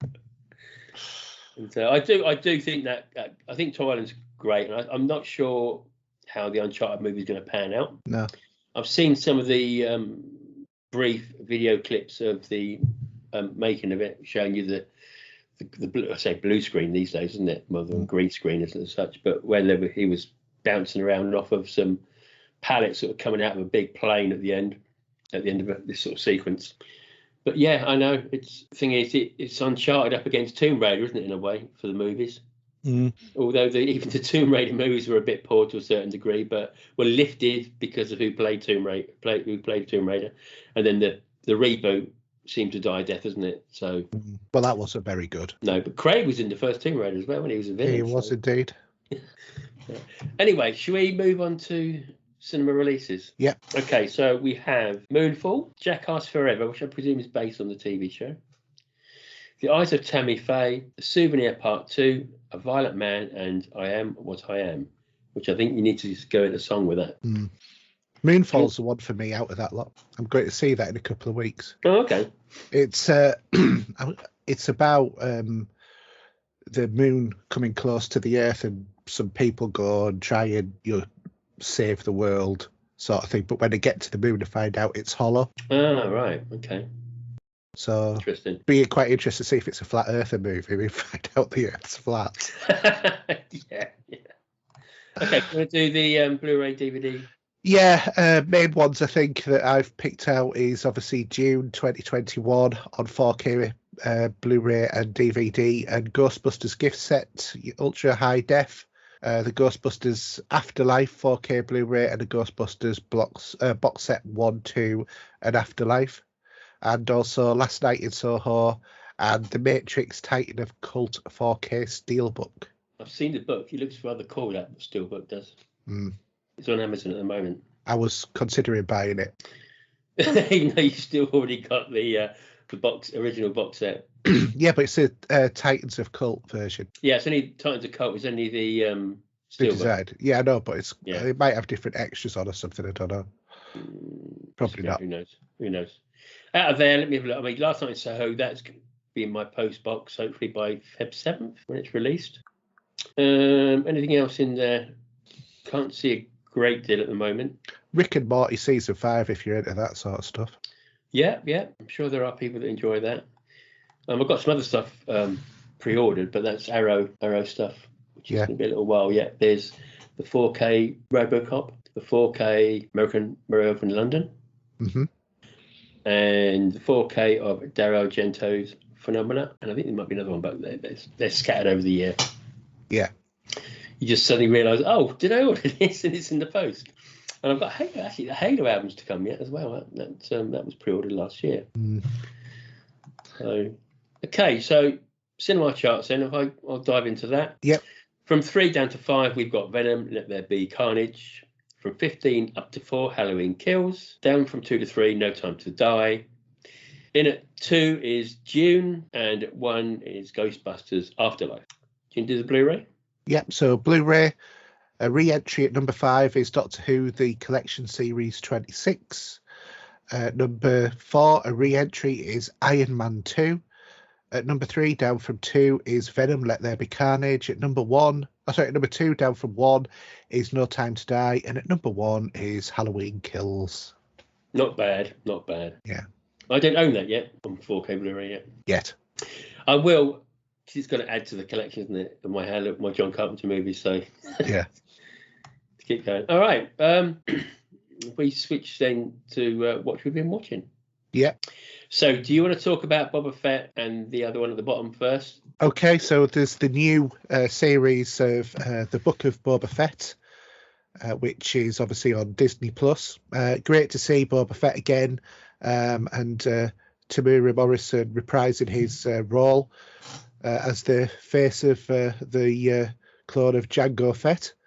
There's some really iconic scenes in this show. The visuals are really taken straight from the graphic novel, particularly the emergence from the Sarlacc pit and stuff like that. They've really sort of captured that imagery from those.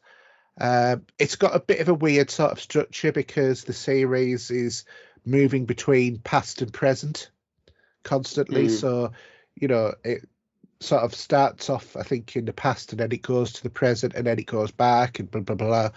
But it builds up some stuff like, for example, a little bit more about, because he gets captured when he emerges from the Sarlacc pit, because he's been sort of like half eaten by the acid in the Sarlacc pit.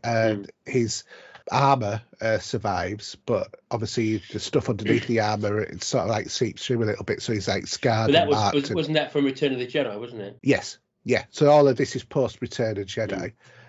So he gets stripped by Jawas because he passes out in the desert, and then he gets captured by Tusken Raiders, but then he earns the respect of the Tuskens, and he learns their ways and stuff like that. Sounds more like a seal, to be honest. Yeah. Might well be, but yeah, go on. Which is a little bit crazy. So that's all the story there, and then it jumps to the present where he goes and he kills Bib Fortuna and becomes a Dynamo instead of him, because Bib Fortuna was obviously Jabba the Hutt's number 1, and he took over the area after Jabba died. And it's about him building his empire. But the latest episode 5, was all about the Mandalorian, strangely enough. Boba Fett didn't appear in it at all, other than in the intro of previously on the Book of Boba Fett, which was a bit weird. But yeah, so Mando's coming into it now as well, so it's quite nice to see. This show, is it not, you can't binge it yet then? No, it's released weekly. All right, I do have like a 6 monthly freebie on Disney Plus, but I don't feel I want to use it yet. The thing with Disney Plus is whenever you want to start your 6 month free trial, it will always be the wrong 6 months because there's always something else coming on. Yeah, because the next thing is you won't want to start it because it's going to be the Obi-Wan stuff. See, that's what I really want to wait for. More than that, so I'm more interested in that, I think, to be honest. But then it'll be the Mandalorian season 2, and then I haven't seen any of the Mandalorian, so I'm fine. It's okay. Yeah, I think you'll enjoy the Mandalorian. It's slow paced, but it's really good. I mean, there's been a bit of mixed reaction in terms of Boba Fett. I've been enjoying it. It's filling in a lot of that Star Wars lore of what Disney considers to be lore. So I'm quite enjoying it from that kind of perspective. But yeah, I don't mind it at all. Quite enjoying it. Okay. So that's that one. The other one is talk about the Kingsman. So this is the origin story of the Kingsman's movies. It stars Ralph Fiennes, who plays Orlando Oxford, as you go on a journey to discover how he goes from being a pacifist to form the Kingsman Secret Service. There's some great performances from Gemma Arterton as Polly, and Reese Fiennes as Rasputin, and Jimon Housen as Sola, who's the kind of butler kind of character. Great movie, really enjoyed it. It's loaded with lots of references, including all of the manners maketh man, and and also the figure of speech, Oxfords or brogues, or as they say, Oxford, not rogues, which is where they changed this part. Without saying too much, and I've only seen a few clips of it, was it as fun as the other two? Yes, yeah, it was well worth it. We went on Boxing Day to the cinema to see it, which was, I think, the first day it was released, and it was absolutely great. Really, really loved the movie. Well worth watching. If you get a chance to see it, definitely watch it. Cool. So. The one that we both want to talk about. Well, yeah, I can leave mine till last other one, so that's fine. Okay. Well, you go to. Do you want to do your other one then? Okay, so I've got to find the page now. It's disappeared, but I'm going to do it. You didn't write notes on it anyway, so just because I forgot. I even watched it. That's because you are getting that way. I know. So last year came a film out called Old. Have you heard about it? Yes. Where people age very quickly on an island. Yeah, I mean, that could be a spoiler in itself, but I don't want to say too much. But it's in the trailer, to be fair, so it's not really a spoiler. Yeah, true, yeah. So this comes from the same director that did The Sixth Sense. And what else did he do? He did Glass and all of those, that trilogy of films. Glass, and Signs as well. The Village. Yeah. So he's done quite a few. Yeah, that's why the Glass trilogy I call it, but it's probably the wrong terminology. No, Glass is the third one. Yeah, that's right. Because it's Unbreakable, and I've forgotten what the middle one is, but it stars McAvoy, isn't it? McAvoy, yeah. But I found this very intriguing movie. We were going to watch another movie at the time, but she said, "No, I'm not ready for it." I said, "Okay, we'll watch this one." I showed the trailer, and to be honest, I quite enjoyed this. It's difficult to really discuss this too much, but the acting was pretty cool. Seeing there's different actors in this, but they play different ages, if you know what I mean, without saying too much. Do you want to spoil it? And a little twist at the end again. You're going to get that with his movies. Really enjoyable. It was. I think if you can pick this up, I think it's out on Blu-ray now. If you want to pick it up, or you can probably watch it probably rent it on Sky or something like that. Well worth watching. Yeah, it's all set on the beach. So what they do is the basic story is that this couple and their kids are going on a holiday, and it's something like it looks sort of very very like Thailand or somewhere, very sort of that sort of look. And the hotel say, "Do you know what? We got a special beach for people like you. Do you want to go down and have a look? We'll get a driver to drop you off." And they'll go down there with the kids, They go through the rocks and the slip in there's like a cave and opens up to this lovely looking beach. And as they come across something that kicks off what's going on, and they suddenly start to feel that they're growing old. And from the trailer, the shock of it is that they suddenly see their kids have shot up from being a 6 and 7 year old. That's as much as I really want to say, because I don't really want to spoil it, as much as that's the premise of the film. But it was really enjoyable to watch. It was something completely different. I didn't expect it. Mm-hmm. And come the climax of the film and the final 20 minutes, where it was interesting enough in itself. But yeah, I thoroughly enjoyed it. Funnily enough, the couple with their kids, the girl, when she gets to the age of 16, is played by Thomas Mackenzie, that was in Last Night in Soho. So I recognise her. So yeah, honestly, not that there's any spoiler there at all, Steve. No, it's got old in the title, and we're all getting old. But yeah, I wouldn't last long in the Highland, I tell you. You and me both, pal. Yeah, but yeah, no, check it out. It's an interesting movie, really good. So, should we talk about something that kicked off at the beginning of January? Go on then. So, Cobra Kai season 4. Yep. Was released, binge watched. Between you and me, how long did it take? 2 nights for me, I think it was. 1 night for me.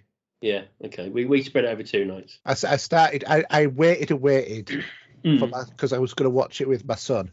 Yeah. And he watched the first 2 episodes. He said, I want to go on VR. And I said, if you go on VR, I'm continuing to watch it. So he said, okay. So I continued to watch it. I thought, I'm not waiting while you play a game, mate. I want to continue this story. I'm really enjoying it. Yeah, no, I can't remember how many episodes were in this. Was it 7 or 8, maybe? 8, I think. Yeah. Or was it 10? Possibly. I mean, from the way that the season ended, and we all seen the trailers over the last, it feels like 6 months of trailers and talk about it. I think they really upped the ante with it, with the idea of how the show was going to go. It was 10 episodes. 10, yeah. Doesn't feel that long, does it? No, it doesn't. But they're short episodes, aren't they? Yeah. I think bringing back another character into it was pretty a good idea, which we all knew who it was going to be. Yeah. And he certainly has silver hair. Yeah, and a ponytail as well, didn't he? He always had a ponytail. Yeah, but the way I think he didn't have a ponytail when he was in Vietnam, though, did he? So no, that's fair enough. But he did have a ponytail when he was in another movie of that genre. Number 3. Yeah, number 3. Yeah, Karate Kid. But yeah, I really enjoyed it. I love the bouncing between the characters and how the story was playing out. I still feel that one certain character is going to probably still come good after chatting to a certain mum and trying. There was more interaction with actually trying to make peace more than anything else. I think we might actually find that there's going to be a surprise other character who's an older one who might turn good. Well, there was without saying what happened at the very end, there is another character involved in this possibly at some point, which was really I didn't expect that. I didn't, No, well, that was, it was a lovely surprise to see him there again. That was brilliant. Yeah, absolutely. Yeah. But I loved the interaction with the characters. Johnny was great as usual, was stupid as ever. Yeah. The idea of them splitting up, getting back together again, and trying to work together as 2 dojos and that, it's brilliant. I loved it. Really, really made the start of the new year, I think. I think you can see where season 5, which have already filmed, is going. Yeah, definitely, because it all hangs around that bit that was seen, that one particular scene, I think. And also, obviously, we all know that this was all around a tournament, and how that's going to maybe bring back more to a fulfillment of what should happen. Should we say? Yeah. I think it's going to be really interesting because I'm quite sure that somebody else from the 3rd Karate Kid movie will appear this next time. What, a female? No, male. Okay. So we'll mention it. We'll have a chat about it in a minute when we finish the show. But yeah, no, it's very worth watching. I think it's probably one of the biggest shows on Netflix at the moment. I think it is, and I definitely think season 3 was probably a little bit of a lull. It's kind of like but the pace suddenly dropped all of a sudden, didn't it? It just slowed right down, didn't it? And this really brought it back. So, but it's the way that they keep flipping people in this whole show. That's what's so good. Between their alliance, you mean? Well, between their alliance, but also between your alliance to them. Yeah. Because, you start off when you think, oh, it's Johnny. And then actually Johnny doesn't seem like a bad guy, just a bit hard on his look. Well, he isn't. I still don't think he is. He's not a bad guy at all. And a bit thick sometimes. Bit thick. And, yeah, he doesn't use Facebook, does he, or anything? So no. But the way it twisted with who was going to work with who, how they were getting trained, and how that sort of turned about and worked, and then it was sort of role reverse and backwards and forwards, and then people realising, that was exactly the same sort of thing. But yeah, it's fantastic show. Dare I say, my son's been watching this and he's now doing karate. He's just taking it up. Yeah, that's good. If you want to do that, that's a good idea. Gets him out of the house, doesn't it? Gets him off the Oculus for a little bit longer. Yeah, it does, definitely. Gets him out of your hair as well.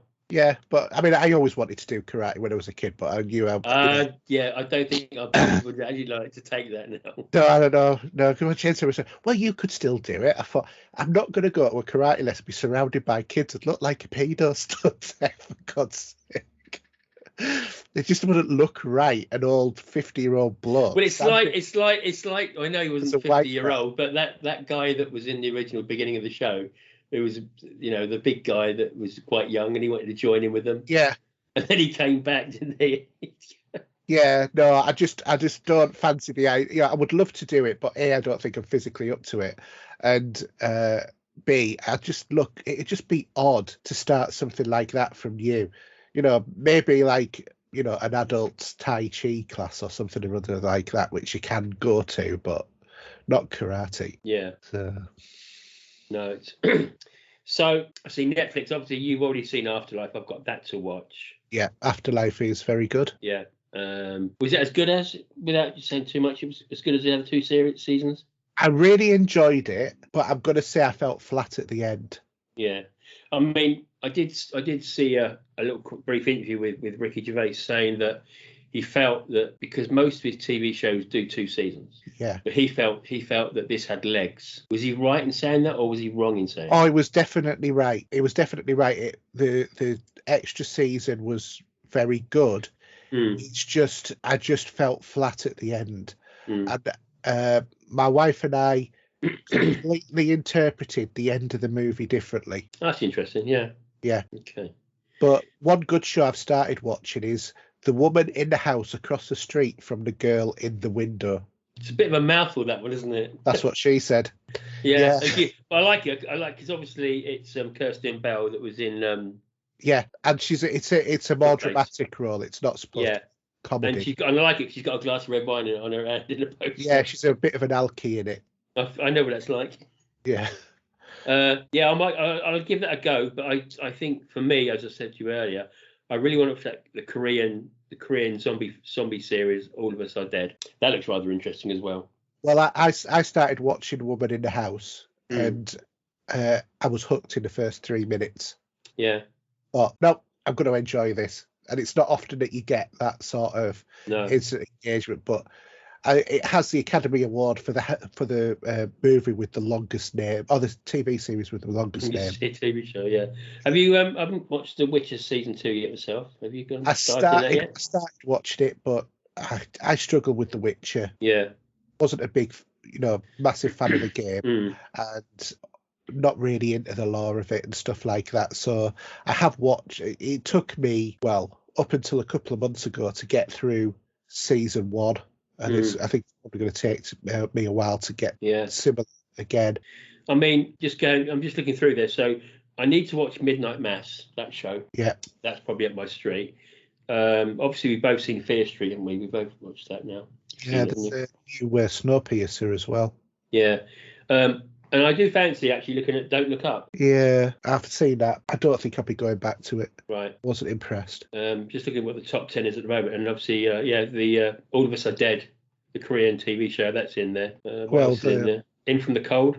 There's a new series there, so that show, whatever that is. Lost in Space has got a new series, but I didn't really gel with that. I still prefer the original. Sorry.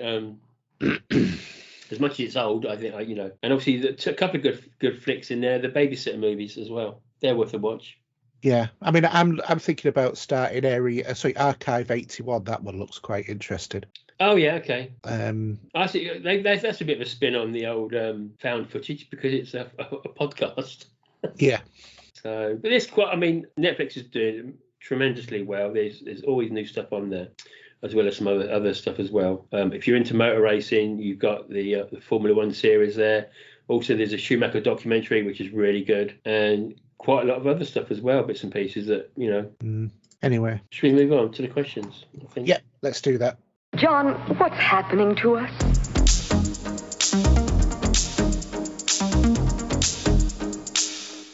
Okay, so if we start with Mark, as ever, he's given us 2 questions. So the first one, what would be the most important evolution in gaming during the generation of consoles? Complete haptic feedback with virtual reality, if we're on about what will be. So basically completely immersive, so you can see and touch and feel and interact. Well, you do. I sort of do agree with you to a point, but what did I see this? I saw an advert recently somewhere. You know, when you watch YouTube and there'll be something will pop on there. And there's another new version of a waistcoat you can wear. So when you get kicked and punched, it gives you that a sort of a similar sort of feeling on the chest plate. Yeah, well, that's the sort of thing I'm thinking about. I mean, that's already out there looking at it, but I think that's more for PC. Yeah, but I'm thinking, you know, if we actually go, you know, super far future, it will be where you put something on and then it puts you into the game like Matrix sort of style. That would be the ultimate end goal for immersive gaming. We will be way 6 feet under by the time that ever comes out, I think. Oh yeah, definitely, definitely. But that to me is where gaming will probably eventually go. I mean, it's funny. There's all sorts of. If you go back to some movies in the 80s when they were trying to do visions of the future, whether it's Back to the Future or whatever it's going to be, with wearing goggles and glasses, that, you know, we are actually doing some of that now. And yeah, for those that are really young now are going to have an interesting time in the next 30 years. Yeah, I mean, it's all that question of simulacra or simulation, isn't it? Which is a book about that, funnily enough, which the actors of The Matrix were required to read. Spoiler. No, the actors, not the characters. Oh, okay. Right, the actors. Okay. Before they actually started doing The Matrix, that was one of their requirements for doing the film. They had to read that book because it's a philosophical book. Yeah. Okay.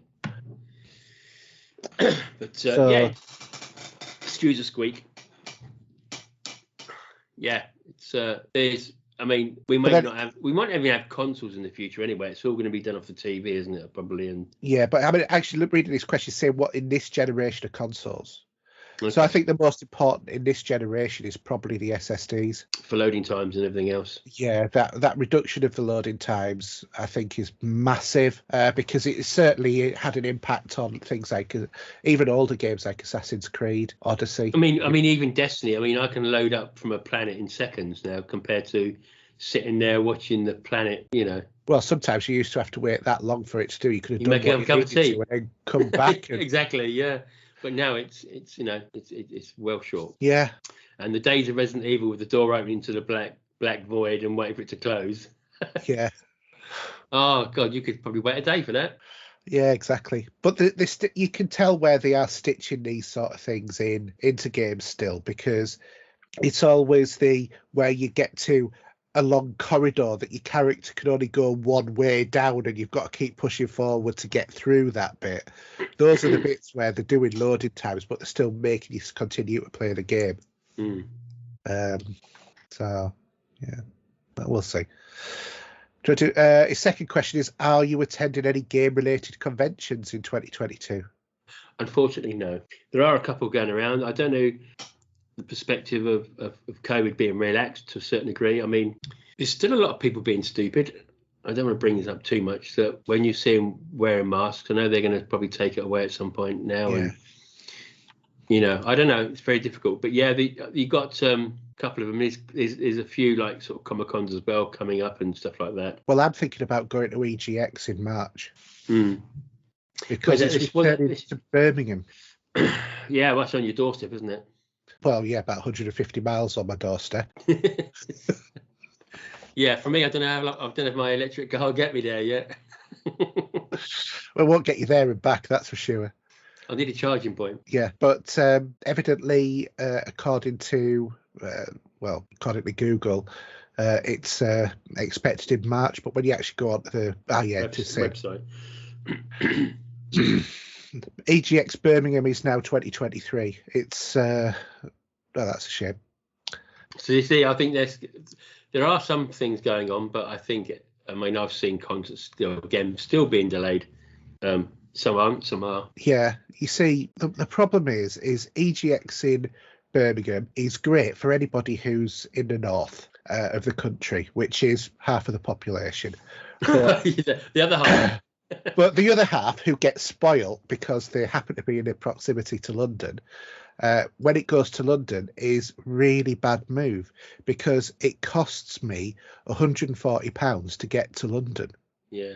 So that just means I just go, I'm not going to bother. Whereas it can cost me it's crazy, isn't it? 30 quid in petrol to go to Birmingham and £10 parking.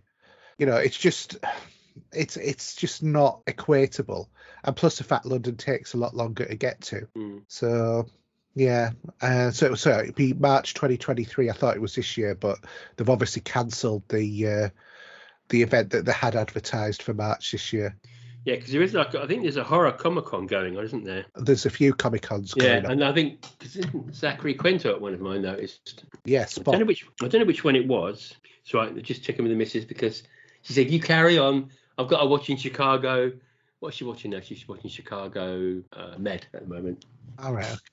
And she's watched them all on Netflix, and that's up to season 4. But the next 4 seasons are on Sky, so she's rocking her world at the minute in Chicago. So not with dark sunglasses either. Yeah, there is the London Comic-Con in spring this year. The one I would always want to go to, actually, would be the one that's held at Olympia.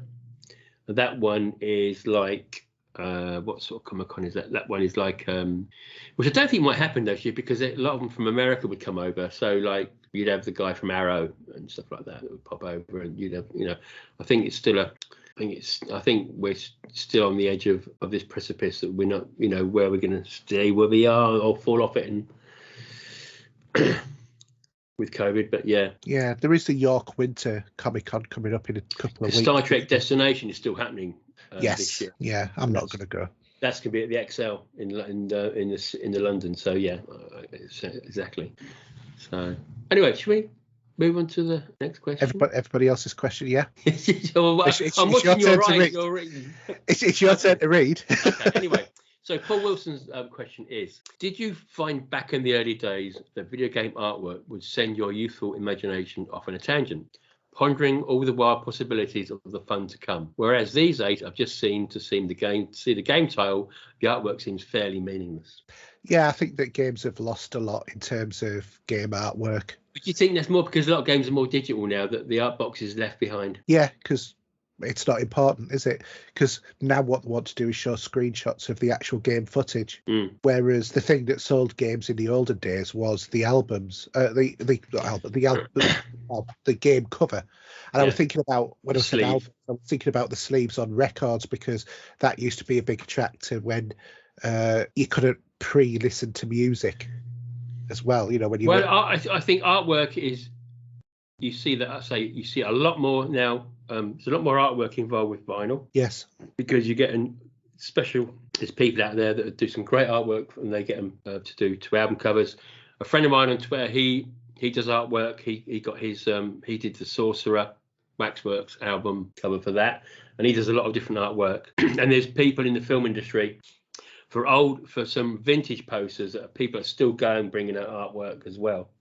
But then where you come to the gaming market now, and the sleeves are irrelevant to a certain degree because people are going more digital, it's a real shame. I mean, I've seen some nice artwork on some album covers regarding old games. Yeah. With Mondo releasing video game soundtracks. But the other thing now is they used to invest in the artwork because you used to have video game magazines. Now they don't really exist in the way that they used to. I mean, they are out there if you want to purchase them, but I don't think they're more specialist, kind of like highbrow kind of magazines now than they used to be. They used to be for a wide variety of people with a wide variety of like reporting styles, whereas now you're looking at The Edge and stuff like that, which is always, it's kind of a bit more the video game connoisseur sort of thing. I've never bought a magazine for years. That I think I bought the odd Empire film magazine occasionally. And I think the last thing I actually purchased would have been from, I think was it Mondo I purchased it from, where you get like film franchise magazines. Yeah. I got one for Halloween. But nowadays the whole thing about seeing adverts for video games, which would have the artwork on a lot of the time before, you don't see. What you see is little banners on websites and stuff like that, which is an entirely different form of art in itself. So that's why we don't see the. I mean, I think some of the great ones. I mean, some of the Final Fantasy artwork is superb. Oh, yeah, definitely, yeah, brilliant. You know? And they are on the digital. Some of that is still there on the digital page. And I think as well, a lot of the artwork in games of old, like Commodore 64 Spectrum era, because the graphics were so goddamn awful, you would have to have that artwork of the game to give you an imagination of, even though you're seeing a couple of little square sprites on the screen, this is what it really represents, and you would immerse yourself in your imagination of what that world was really like rather than what was depicted on screen. Yeah, I'm just going through Game Pass. Well, I'm going through the Lunar New Year sale on Xbox, and just looking at some of the screenshots. And for example, you've got the Batman Premium Edition, or you've got the Batman collection there. I mean, some of that's pretty good looking. The Bioshock, do you remember the Bioshock posters in the 360 era? Great bit of artwork there. But now it gets a bit, they don't have to worry too much. No, because the game itself is what the show. Cobra Kai Kid, whatever that is, I don't know. It came there. I did get my son the Cobra Kai video game for Christmas. He said it was really good. Is that the one on the Game Pass? It's on Xbox and on Nintendo. $13.99 at the moment, if anyone wants it. 60% off. If I go to it, let me go to the video. I'm just curious now as well. I'm looking at this. It's got Johnny and on the video. Oh yeah, there's a complete campaign with it as well, evidently. I'm going to borrow it from his Switch when he's finished with it. Yeah, it's called Cobra Kai: The Karate Kid Saga Continues. Yeah. Now, for some reason, they might have a lot of adverts in there. Or it's not adverts, so they've probably got a lot of video footage from the series on it, by the looks of it. I don't think they have, actually. They got it here on the trailer, though. They got all the Cobra Kai. Yeah, I don't think it's built like that in the game. But you've got the characters from the show now in there. Yeah. So interesting. It's terribly bad looking though. It's dreadful, the game, you know. Evidently it plays okay. Yeah. Own your skills. Oh well, it's a way of making money on the show, isn't it? Yeah. Anyway, should we do Lee's one question next? So Lee Doty's asked, Happy New Year, lads. Do you like special editions of certain physical games, steel books, or have you gone fully digital yet? When was the last special edition you actually bought? Doom Eternal. I think mine might have been a certain Fallout game. Really? What a surprise there, eh? The helmet's up there on the top of the shelf there. Yeah, no, I've got the sort of like 18-inch high statue from Doom Eternal. Yeah. I don't think I buy. I mean, I don't think I bought that. I mean, I did buy obviously Fallout. I did do 2 of the Fallout editions that came out for different games. Fallout 76, which was the big helmet, and you had the Pit-Boy. Yeah. For Fallout 4, I think it was. But then I think other than that, I think I have to go back to Bioshock 2, which I got sitting on my shelf. Do you know, there's only ever been I mean, I've got the Halo 5 one, you know, the one with the Master Chief and the other Spartan that magnetically seals together. Only reason why I got that was because it was a full game and it was £25 with the box set. Go on. The one game I've always wanted, and I still do want on the collector's edition, is the Hitman one where Agent 47 is sat in a chair with his guns. I've always wanted that particular one, and I missed it a couple of times just by thinking, I'll order it later and then forgetting when it was on. It was like down to about £35 at one point. Yeah, and now you can't get hold of it, and I would love to get that because I loved that statue of the of Agent 47 in the chair. Yeah, so I'm just thinking, just looking around there, I did do actually what I have got, yes, it's not, you can't see it here though. I do have Fallout New Vegas again, that edition, that come with a set of casino chips, and stuff like that. So I've got that one. The game isn't there anymore, but I do have the rest of it. What else did I have? I'm just looking around. And the other thing I do have, I actually only bought the PC version of BioShock for one thing only. And let me just stand up for it. I'll show you. He's sitting up here. Look at him. He's a little heavy metal man. Yeah, the big daddy. Where are you? There he is. And that is heavy metal. That is quite a heavy weight. Yeah. And yeah, I just think Big Daddy there, he looks great. Really does. I love him. He's brilliant. Very cool. Very cool. He's a good paperweight, actually. I bet he is. I bet he is. So I'll put him there. Actually, I'll put him over there behind the back there, make a bit of noise. There he is. But I think they're a lost art now, aren't they? Being more digital these days. No, you can you still get them. I mean, there's the Destiny's a Destiny one out. I've noticed, and I think I did one. Yeah, I've got a Destiny. I did do a Destiny one as well. Yeah, you did. Destiny 2, one part of something of that. Yeah. Because you got the Ghost, didn't you? Yeah, and also I've got separately. I've also got the Alexa Ghost, which is boxed up somewhere at the moment. Yeah. Yeah, I mean, I've got the Alexa Ghost up there. So it's I think nowadays they're getting a bit pricey as well, aren't they? They are. And look at also for Blu-ray and DVD, some of those special editions you get. There's the Ghostbusters one which you were talking about earlier when you the first. Yeah, it's about 200 quid. Isn't it? It's ridiculous for a bit of plastic. Yeah, which looks like the trap. Yeah. So maybe we'll be getting wise in our old age.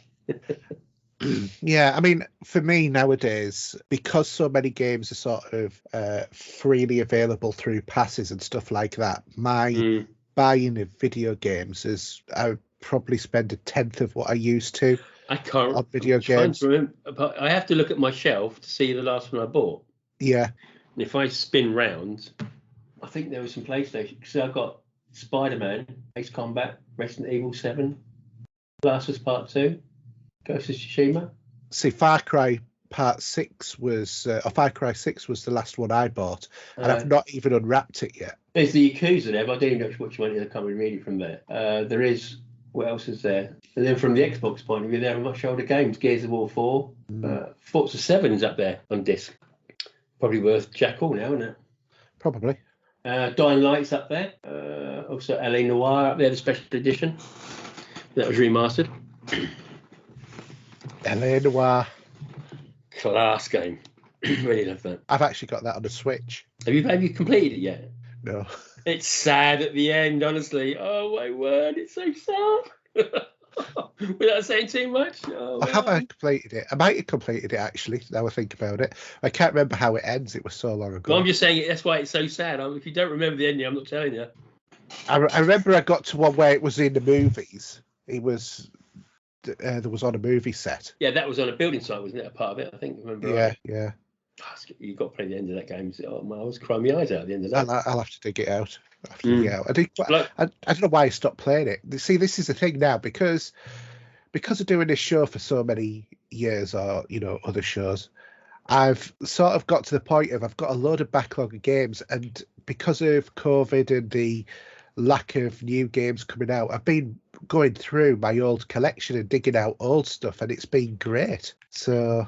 Well, it's funny. I mean, I haven't finished Spider-Man yet. Oh, you've got to get on that. That's dead easy to finish. And I haven't started all the Yakuzas are now on Game Pass, aren't they? Yeah. So I've got one there. Maybe I should take some of them games and just trade them back in. I don't think I need them now. They're Yeah, I would get rid. And then actually probably. Don't forget though, they will disappear off Game Pass. Yeah, that's true. But it's it will be difficult, I think. But they're just hard copies. I mean, you could probably buy it cheaper, couldn't you? Yeah. Anyway, should we move on to Richard? Okay. If he was playing, actually no, did we? Oh, we did. Yeah. If he was playing the role of a Doctor Who, here we go. Who would you want to play the part of your assistant? So who would be your Scarlett Johansson? Okay, I'm just gonna have to Would you like to say why, or is that blatantly obvious? I can think of a couple of reasons, but I'll let you figure out what those are. What popped into my head then? I wouldn't mind Kylie Minogue there, to be honest. You should be so lucky. Oh, I knew that was coming. Yeah. I should be so lucky. You'd be spinning around if that was the case. Yeah, I would be all over the place. I'd be eating chocolate and everything. You'd have to get the chameleon circuit to make you into a train so you could do the locomotion. Yeah, and I'd be a devil in disguise, wouldn't I, for that? I know. Ba-bum. Yeah. Any others come to mind? Oh, yes, I know somebody. Let me just look her up. I mean, I've forgotten her name for a minute. Definitely. Yeah, I tell you somebody that I would love to be beside my side. And her name is Anna de Armas. Okay. You know who she is? You remember? Try to think. Right. She played the hologram in Blade Runner. Oh, yes. Blade Runner. And she was in No Time to Die. Yes, she was indeed. She's absolutely gorgeous. Well, actually, even Gal Gadot as well. I tell you, I wouldn't say no there. She could be my Wonder Woman.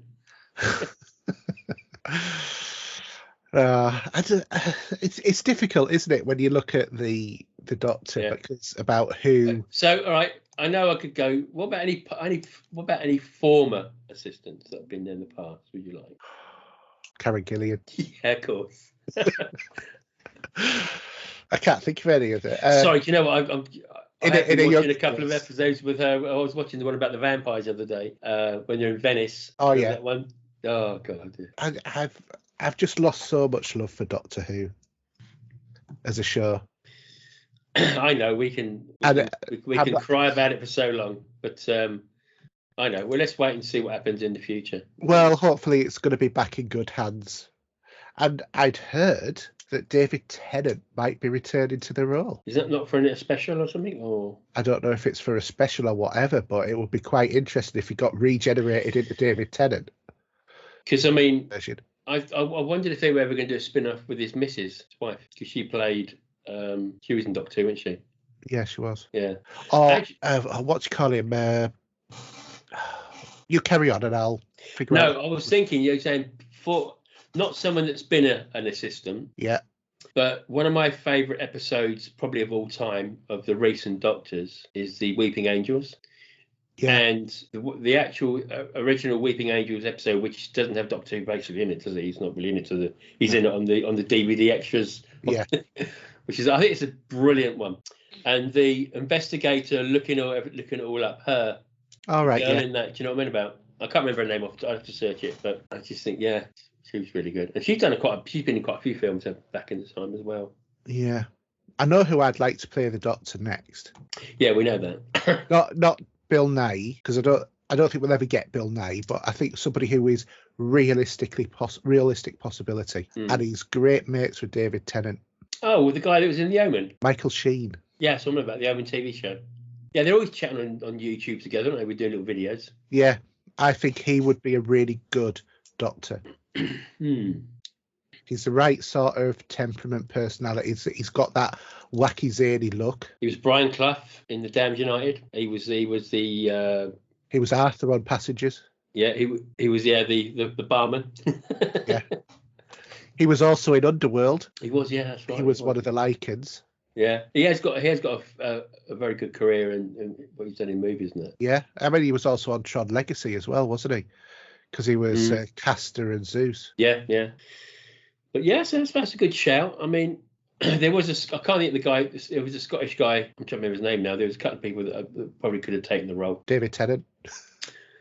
I don't think they could ever. I don't think that'd be a first, though, having a regeneration. Yeah, but why not? But then again, I wouldn't mind Matt Smith come back as well. Well, that would open the door to him coming back, wouldn't it? You know, because I do enjoy watching that 50th anniversary episode with Matt Smith and David Tennant. Because I mean, they've rewrote 50 years of history in one episode, so he can literally just regenerate as many times as he likes into an infinite number of different people. So you see, I mean, because Stephen Moffat's coming back to Doctor Who, that's what he's bringing. He's going to be pulling the strings again. I would really love him to really, really do this and bring back Torchwood.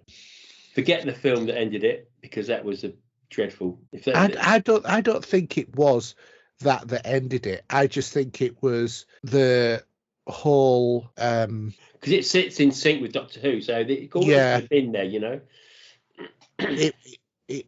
It wasn't that movie that Children of whatever it was. Was it Children of the Light or something it was called? I think it was. I can't remember the name of the title of it, but the episode just ended up being dreadful. The first couple of season was all right, and then it just went downhill rapidly. No, I think I can't remember how many seasons it did now, but there's 2 or 3 seasons. God, ow! I just accidentally stabbed myself in the hand there. Sorry. You should see the way he looked like he jumped out of his skin there. Yeah, I know. I just stabbed myself in the hand by accident. Oh, sorry. Where's that pen? There you go. Ouch. It's not a pen. It's a knife. I was fiddling about with it, and I accidentally let the blade loose. Ow. Oh, my God. Okay. Sorry anyway, you're a step above the rest, aren't you, mate? Aren't you? You really are. Yeah, well, I'm auditioning for Blade. Oh, dear. Oh, lucky about me. I'd be bleeding to death now. My wife's in blood. Anyway, you were saying. I've forgotten now. Anyway, should we move on to the next question? Okay, so Scott Kidd then in that case. Do you think... No, you missed one. Oh, very sorry. Jason Toon? Yeah, thank you.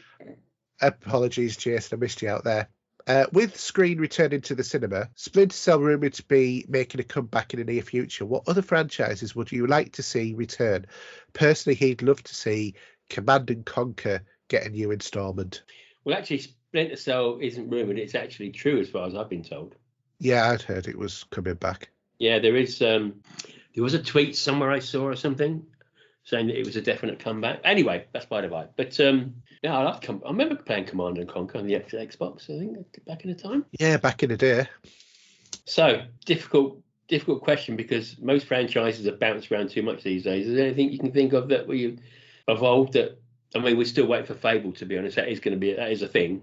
So I can put that out there. But anyway. Yeah, I mean, my stock answer for this always used to be Dead Space, but of course that's coming back now as well. I mean, I would like to see some good, BioShock. Because that's finished, isn't it? We had nothing fun since the last one. No, but I would like to see some good Star Trek video games to come back. Yeah, it's really dreadful, isn't it? How the last one we had an arcade game came out which used the music from Star Trek, if I remember rightly, and then there was one there with Chris Pine and Zachary Quinto, wasn't there? Yeah, it wasn't a good game. No. What about Medal of Honor? Well, yeah, I mean with Call of Duty, Battlefield, what else have we got now out there? All those sort of games. Fear, that always used to be a good franchise. I used to enjoy those games. Yeah. You just put him down on there so I don't make too much noise with them. He's going to make a lot of noise for it's so heavy. There you go. So there's a few.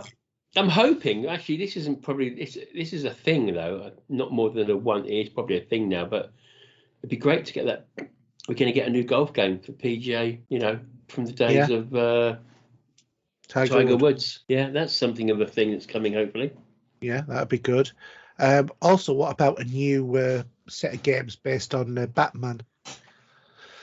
Do we need that? Follow-ups to Arkham City and Arkham Asylum and all of that. That'd be good. Dead Rising. Haven't seen those for a while. That's a Dead franchise. I know I'm looking forward to watching that TV show with the zombies, but do you think we've had enough zombies on the gaming front, though? Okay, how about the Legacy of Kain games? Wipeout, Ridge Racer. There you go. Loads of different franchises I would love to see come out. Actually, there's one I'm thinking about that I thought was maybe going to be coming back. Time Splitters. Yeah. I'm looking at the old Xbox 360 games here. So, Max Payne. Yeah. Sorry for the clicking. Use a stick. It's quiet. Quake. Yeah, Quake. Is Quake still a thing or not? Not really, no. Doom's already back. Yeah, I'm just looking at what's coming soon, actually, just out of curiosity, just to see what was in there. Oh, I thought that said Fear for a minute. I was just about to say something that says Far. There's a new Saints Row game coming out. Yes, there is. Yeah, I'm just looking at the trailer for it now. So yeah, there's a few in the mix there. Yeah, a few ideas. I think I'd basically wet myself if I got to see a new Bioshock game. Yeah, I think you probably would. To a certain degree, I think that's really something I'd love to see.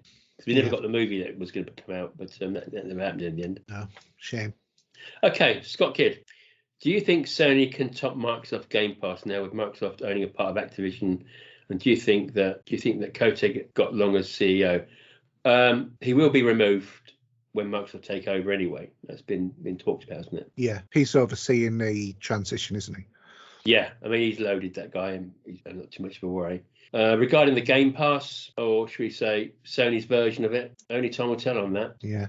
But they'd need to own something or pay a lot of money to get something on there that's not really their own. Well, shall we bring in Alan Cochrane's question as well? Because he's saying with Microsoft buying up Activision and Blizzard, do you think in the future the PS5 could have Xbox Game Pass that's on what it I so said. that they can play the latest games? Yeah.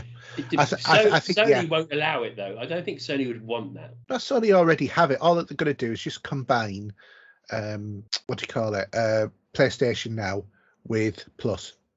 And then you've got Sony version of Game Pass. Oh yeah, sorry, yeah. No, I was more thinking of Game Pass being on the Sony platform as itself, Xbox version of it. Yeah, no, they won't allow that. No, but although if they've got a browser, I don't think they could stop it. No. That'd be interesting, wouldn't it? Playing an Xbox game with your PS5 because there will controller. What will happen, as I say, this will happen. There will be an app on these TVs like we got here. That we've both got. There'll be an app for Game Pass, and you'll be able to play on the cloud on your TV. Yeah, that will be a thing by end of the year, I reckon. Yeah, personally, I think that's what will happen. With what Microsoft now own to put on Game Pass, they are going to be very tough to beat, unless Sony can buy up some studios to help fulfill what will go on there. Yeah, I seem to remember seeing somewhere online that was comparing the sales, and I reckon it's sort of like 60-40 with Sony being just in the lead. I don't know. If that's right or not, I don't know. But certainly Sony aren't shouting out of their, we're the best in the world the way that they used to be, are they? No, they're not. So. It's very difficult, I think. I mean, everyone's going to... A lot of people play both. There's plenty to go around. But like in football, when you buy up these Premier League players, the way that some people are buying up studios, it might not help from one point of view, but I don't know. We'll have to see how... Depends what Sony and Microsoft can come across the table to be friends enough. Yeah. To say, can we still have it? But then what it might be that it might well be an exclusive on Game Pass, but they might be timed. They might make it a timed one before they can throw them. They might say, "We'll give it to you, but it won't be for another year. But you're going to have to cost for it." And all of the good stuff will have already been on the other console by then, and all of the exclusive sort of like perky bits and everything. Yeah, time will tell. It's a long way to go with that. Yeah, I mean, definitely. We shall see. We shall indeed. Anything else do you want to talk about before we finish the show? I don't think so. I think that's not been too bad for the first show of the year. Seeing as we're a bit out of practice now. God, yeah. And it's a Saturday night, which is a bit weird. Yeah, it is. So I'm going to be putting a peach on in a minute. I've got half a bottle of red wine to finish. Yeah, her indoors is going to be turned around and said, well, what are you so late for? Well, I think my YouTube panel's actually blossomed a little bit. Oh, well, that's good. So when we last spoke, what was it, 130, I think I said? Yeah. I'm up to nearly 250 now, so it's... Oh, very well done. It's significantly jumped, but I say it's all just for fun, so I'm not too fussed, but it's nice to see that. But I do get quite a few people that I do chat to about movie scores and, the conversation. But Rocky 2 still sits on the top. It's bizarre. Like, just really crazy. Yeah. But I think something else has gone in the top. I can't remember what it was. Something else has gone in the top 5 because I think Ray's Lost Ark had popped in again or something. But yeah, it's all a bit crazy. And as I say, just saying about Raiders, and I'm hoping that, I don't know what they're going to bring out. I think there's a box set you can pick up for John Williams for his with his 90th birthday being on Feb 8th. Yeah. I think we're going to see a lot more John Williams vinyl kicking around and popping up and down now just for his birthday. And I just say there's a good podcast I'm listening to at the minute on the, I think it's called the Cinema Network, but I can dig it out and show you. But they're doing a 6 or 7 part podcast on John Williams. Nice. So I've listened to part 1, which goes into the 60s, and the next part is going to be in the 70s with the disaster movies of Earthquake and the Poseidon Adventure and Jaws. God, the Poseidon Adventure. I got that on Blu-ray. It's a fantastic film. Love it. And who runs the boat? Who? He was in Naked Gun and Forbidden Planet. Oh, Leslie Nielsen. Yeah, he's the ship's captain. Yeah. That's doomed for disaster anyway, if it's him, isn't it? It certainly is. Anyway, should we sign off as usual? So might as well. So I'll do mine first then. So Twitter @Steve07, PSN ID is the real Steve07, Xbox is Steve07, and my YouTube is the now called the Vinyl Cues. So for me, it's HERJ UK on everything, whether or not that's PSN, Xbox, Steam, YouTube, you name it. Obviously, Epic Games. I'm on Pop Culture Gamers. If you want to follow the show, you can do so on YouTube at youtube.com/popculturegamers. We've got our Twitter feed, Pop Culture Gamer. We've also got our Facebook group and Facebook pages, both of which are Pop Culture Gamers. And then you can also email podcast@popculturegamers.co.uk.